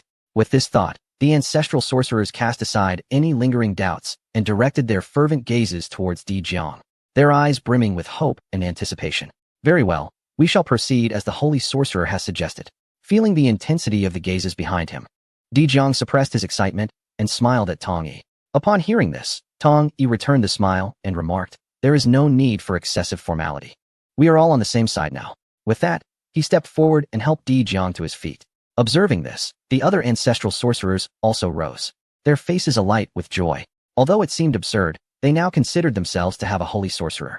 The future of the sorcerer clan finally glimmered with a faint light, illuminating a new path out of darkness. In the future, every 100,000 years, I shall come here and remain for 3,000 years, as per my promise. Who wishes to be the first to comprehend? Tong Yi inquired, noticing the eager and impatient expressions among the crowd. The 12 ancestral sorcerers exchanged glances. 100,000 years is neither long nor short. For them, it would pass in the blink of an eye. 3,000 years may seem brief. Yet when devoted to comprehending the principle of force, it is indeed exceedingly precious. The question remains, who will go first? As this query echoed, the vortex beneath Di Zhang's mask abruptly ceased. The ice bell at Xianming's waist chimed melodiously without wind, and the air suddenly thickened. The ancestral sorcerers were momentarily taken aback before one after another began to speak. Naturally, I shall go first. In my realm of time, the flow of time is significantly slowed. Thus, I will have the most time to comprehend and the highest probability of grasping the principle of force. Zhu Jiuyin spoke first, and as he spoke, he subtly moved his 5 fingers, causing shimmering particles of light to coalesce around him into 12,960 sand timers. Each was as delicate as dust, yet Tong Yi noticed them instantly. His heart stirred. 12,960 perfectly corresponded to the number of a certain cycle in the primordial chaos. Quite intriguing, for his understanding of the principle of time was merely at its inception. If only one could engage in discourse with Shi Juyin, perhaps his understanding of the laws of time could transcend their current limitations. Upon hearing a single utterance from Shi Juyin, the attention of the holy witch was piqued. The other ancestral witches could not help but feel a sense of urgency. Humph! The ancestral witch, Rushi, whose skin glimmered with a golden hue, scoffed derisively. The golden serpent dangling from his left ear cast a contemptuous glance at Shi Juyin, as if mocking him. Ninth brother, your mastery of the laws of time cannot save the witch clan. What hope do you have for divination? My own laws of gold are most adept at elucidating the sharp essence of the laws of power. Had I arrived first, I might have comprehended the laws of power in a single stroke. The ancestral witch, Jun Meng, whose skin was a vibrant green, stamped his foot, causing a towering giant tree to surge forth from behind him.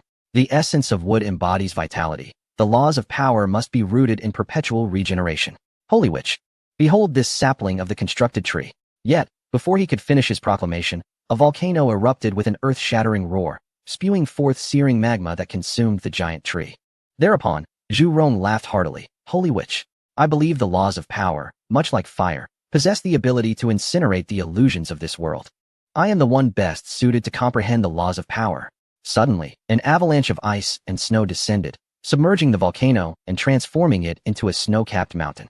Holy witch, he appears rather lackluster. Perhaps it would be best if I took my turn first, as you are well aware of my intentions. The ancestral witch, Xianming, cast a sultry gaze towards Tong Yi, her eyes brimming with an intoxicating allure. If anyone rejoiced at Tong Yi's ascension to the rank of Holy Witch, it was undoubtedly Xianming. She felt her judgment had never been more astute. Now that Tong Yi had become a Holy Witch, her desire to take initiative grew ever stronger.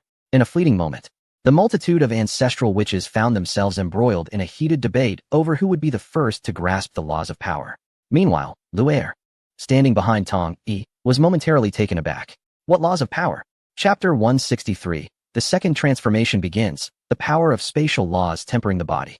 As he beheld the scene of the ancestral witches engaging in fervent discussion, Lu Er, positioned behind Tong Yi, was left dumbfounded. Just moments ago, Tong Yi had communicated with the ancestral witches through telepathy. Thus, Lu Er was now filled with astonishment and confusion as he overheard their discourse. What had he just heard? The laws of power? If he was not mistaken, these ancestral witches were speaking of his master's comprehension of the laws of power. Were they vying for the privilege of being the first to receive his master's guidance? Contemplating this, Lu Er, the macaque, was left speechless, his jaw agape in disbelief. The laws of power, those were the very laws comprehended by the great Pangu. In the past, it was through the laws of power that Pangu single-handedly faced off against 3,000 chaos demons. Even his own primal lineage, the mischievous demon ape, was among those chaos demons felled by Pangu's axe.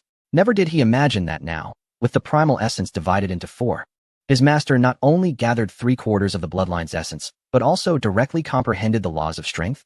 Has he forsaken even the laws of battle? However, if I could grasp the laws of strength, I too would relinquish the laws of battle. 6 ears suppressed the astonishment within and raised his gaze longingly towards his master. He yearned to inquire, Master, may I also attempt to comprehend it? Perhaps, with my extraordinary potential, I could also grasp the laws of strength. Enough. The sacred grounds of the Father God cannot be so raucous. Where has your usual composure gone? If the children of the witch clan learn of your behavior, how can you still claim to be ancestors? At that moment, amidst the fervent debate among the ancestors, a thunderous roar resounded. It was the ancestor Emperor Jiang who spoke. Under the weight of his bloodline's authority, the ancestors trembled, lowering their heads, silenced by fear, unwilling to meet Emperor Jiang's gaze. Seeing this, Emperor Jiang turned to Tong Yi, his tone suddenly softening. Esteemed Saint Witch, I propose we proceed in order of age. As their elder brother, it is my responsibility to be the first to test whether this method is viable. Upon hearing this, many ancestors twitched their lips in silent disbelief. They exchanged glances, each reflecting disdain for the other's expression. They had thought their elder brother was so earnest, preaching profound principles. Yet what was this? Was it merely a ploy to claim the first opportunity? Though they grumbled internally, none dared voice their dissent at that moment. Proceeding in order of age. It was a semblance of fairness amidst the unfairness. Very well, let us begin with ancestor Emperor Jiang. Tong Yi nodded slightly, devoid of hesitation. To him, it mattered not who went first. After all, the other party would assist him in body tempering, while he would help them comprehend the laws of strength. It appeared mutually beneficial, yet in truth, he would never suffer a loss. For body tempering was indeed a feasible success. As for comprehending the laws of strength, Tong Yi harbored doubts that the 12 ancestors could truly grasp it. It was a matter of fortune, after all. Yes. Upon Tong Yi's agreement, Emperor Jiang's voice, masked beneath his guise, held a hint of excitement. He then took a deep breath and turned to the other ancestors. What are you all still dawdling for? Those with matters should step aside, and those without should keep their distance. You all understand the magnitude of influence of using spatial laws for body tempering. Upon hearing Emperor Jiang's words, the ancestors shuddered as if recalling a nightmarish memory. They nodded and, without hesitation, vanished in an instant, retreating swiftly. You too. Continue to see if you can accept the inheritance of the laws. Moreover, regarding the profound techniques within the blood pillars, I have successfully secured the rights for you.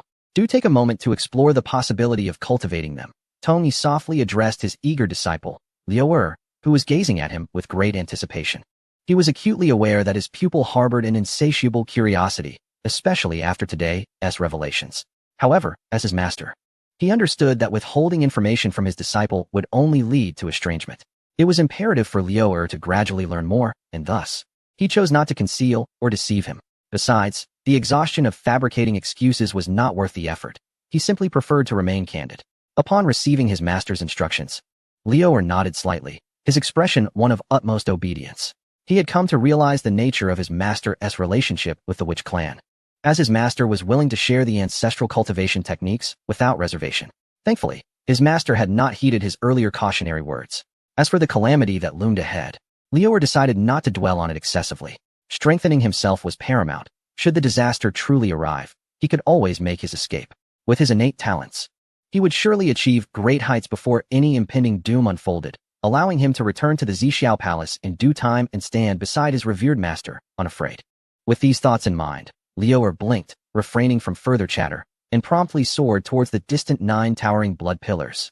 In this realm, within a radius of 1,000,000 miles, no other figures existed. Great sage, you shall fully channel the principles of power and the 9 revolutions mystical art for body refinement. I shall handle the rest, Liu Er declared as he departed. The Emperor Jiang, unable to contain his eagerness, responded promptly. Tong Yi nodded and seated himself, closing his eyes to commence the cultivation of the 9 revolutions mystical art. Instantly, he summoned the vitality coursing through him, and a crimson radiance erupted from his attire. Commence. Emperor Jiang bellowed, having awaited this moment for an eternity. In the next instant, a pair of translucent, crystalline wings materialized behind him. As the wings unfurled, the surrounding space rippled with silvery gray waves. No, the ripples intensified, resembling a tide. In that moment, every spatial blade stood erect, launching toward Tong Yi's spine. Boom. As the first spatial blade pierced Tong Yi's spine, the resultant cataclysmic shockwave shattered the surrounding realm, fracturing it like a spider's web. Fortunately, this domain seemed to possess a sentience of its own. Crimson patterns swiftly emerged, mending the rifts in the fabric of existence. The moment the blade, composed of the power of spatial laws, penetrated his spine, Tong Yi's eyes bulged in agony, and he let out a horrendous scream. He initially believed that after undergoing the first transformation and refining his body, he would no longer fear any pain. Yet, at this moment, he found himself trembling with agony, both physically and spiritually. Fortunately, the 9 transformations of profound arts and the laws of strength swiftly enveloped him, akin to a grinding wheel, shattering the spatial blades and transforming them into the purest essence of spatial laws, nurturing his corporeal form. Soon, a mist of blood mingled with fragmented space erupted from his pores, and the sensation of pain gradually diminished. Gritting his teeth, Tong Yi closed his eyes once more, striving to immerse himself in the experience. Within, he perceived the chaotic currents of spatial laws capable of annihilating quasi-saint powers. Under the harmonization of the laws of strength, they morphed into silken threads of silver, coursing through his meridians, refining his flesh, bones, and vital organs anew. At that moment, Di Jiang, standing behind Tong Yi, also trembled. The vortex beneath his mask was fixated intently on Tong Yi's spine, for he had finally glimpsed the intricate patterns of the laws of strength. Chapter 164. The Patterns of the Laws of Strength, Di Jiang's Failure. He saw it. The patterns. The very lines of the laws of strength. In this instant, the vortex beneath Di Jiang's mask shimmered with silver light, his heart swelling with exhilaration. For at this moment, as Tong Yi harnessed the laws of strength and the 9 transformations of profound arts, every tremor of flesh along Tong Yi's spine unraveled before Di Jiang's eyes into countless strands of law. Thus, he clearly observed how the laws of strength tamed the violent energies of space into gentle, refining energies. He even perceived the patterns of the Tao that emerged within. Though it was but a fleeting instant, it could not escape the gaze of one who had mastered spatial laws. How could one describe such a feeling? Di Jiang felt as if he had witnessed the divine axe cleaving through chaos. This is the laws of strength. He saw it. This is real. After a series of internal roars of joy, Di Jiang hastily steadied his mind, continuing to channel the strength of spatial laws into Tong Yi's spine. He aided Tong Yi in his refinement while meticulously observing the patterns of the laws of strength. Thus, one refined, one observed, Tong Yi bore no burden. However, Di Jiang, the ancestral witch, occasionally required rare treasures or elixirs to sustain his output of law powers. Under normal circumstances, such a significant expenditure of law power would have pained him greatly. Yet, in this moment, Di Jiang longed for it to continue indefinitely. In doing so, he could persistently observe and comprehend the patterns of the laws of strength. Time flowed ceaselessly. 3 centuries hence, the spine of Tong Yi manifested crystalline formations akin to silver scales, with each heartbeat and the flow of blood inciting ripples in the void. On this day, the heart of Di Jiang, who had observed for 300 years, stirred. The spatial wings at his back surged dramatically, each feather transforming into a prism, refracting the laws of power as inscribed in the reflections of Tong Yi's spine. Yet, despite this, Di Jiang shook his head in discontent. Not enough. Not enough. Why could he grasp only the semblance, but not the essence? It was still insufficient. With one hand pressed against his mask, Di Jiang's heart cried out in desperation. At that moment, as he beheld the fleeting laws of power shimmering upon Tong Yi's spine, a thought flashed through his mind. Compelled by an unseen force, he raised his right hand slightly, allowing his fingertips to coalesce a vortex of pure vitality, perfectly synchronized with the energy within Tong Yi. Gradually, he drew closer to the spine, unable to contain his curiosity after 3 centuries of proximity. He sought to ascertain whether his endeavors bore truth. He attuned his breath, quietly counting down to the instant the inscription would materialize. 10, 9, 8, 1. As the countdown culminated, the laws of power indeed manifested on cue. The 2 vortexes beneath his mask trembled, and he could no longer restrain himself. His fingertips reached out toward the inscription. Suddenly, a thunderous roar erupted from the inscription, akin to a monumental bell tolling. A terrifying backlash struck Di Jiang with full force. He let out a cry of anguish as silver-gray droplets of blood burst forth from beneath his mask. The vortex of vitality he had just formed collapsed like a sandcastle. No, it cannot be. Why is this so arduous? Stumbling back 3 steps from the retaliation, Di Jiang's heart raged with fury. Yet, fortunately, the wings upon his back remained intact, and the infusion process continued unabated. Meanwhile, Tong Yi appeared blissfully unaware, his eyes closed in meditative practice, immersed in his cultivation. Suppressing his bitterness and astonishment, Di Jiang continued to wield his spatial wings, healing his wounds while scrutinizing the inscription anew. With a resounding breath, the passage of 800 years came swiftly. At this moment, not only did Tong Yi's surroundings warp the fabric of space, but with each exhalation, he birthed a black hole capable of devouring chaotic spatial currents. The aura emanating from his physical form had ascended to the mid-stage of the profound immortal realm. Behind him, Di Jiang's once jet-black hair tips had begun to fade to a ghostly gray. Why was there always a lingering gap? Di Jiang's heart roared in frustration as he discreetly wiped away the blood seeping from beneath his mask. Through the years, he has repeatedly and flawlessly replicated the energy flow of the 9 transformations profound art, thereby rectifying the deficiencies within his own cultivation method. Yet, whenever he attempts to emulate the patterns of the law of power, he is met with overwhelming backlash. His very bloodlines boil, erasing all insights he has gained, as if invisible hands inscribe prohibitions deep within his veins. The closer he approaches the truth, the more terrifying the backlash becomes. Nevertheless, Emperor Jiang refuses to surrender. Having come this far, he is determined to press on, not solely for himself, but for the other ancestral witches and the entirety of the witch clan. Boom. In the blink of an eye, 3,000 years have slipped away. On this day, Tong Yi's spine erupted with the thunderous roar of the opening heaven axe cleaving through chaos, shattering the amber-like space surrounding him. Suddenly, the blood-red vortex formed by the 9 transformations profound art abruptly contracted, coalescing behind him into 2 resplendent rings of Tao. At that moment, the space within a million-mile radius became solidified. All shattered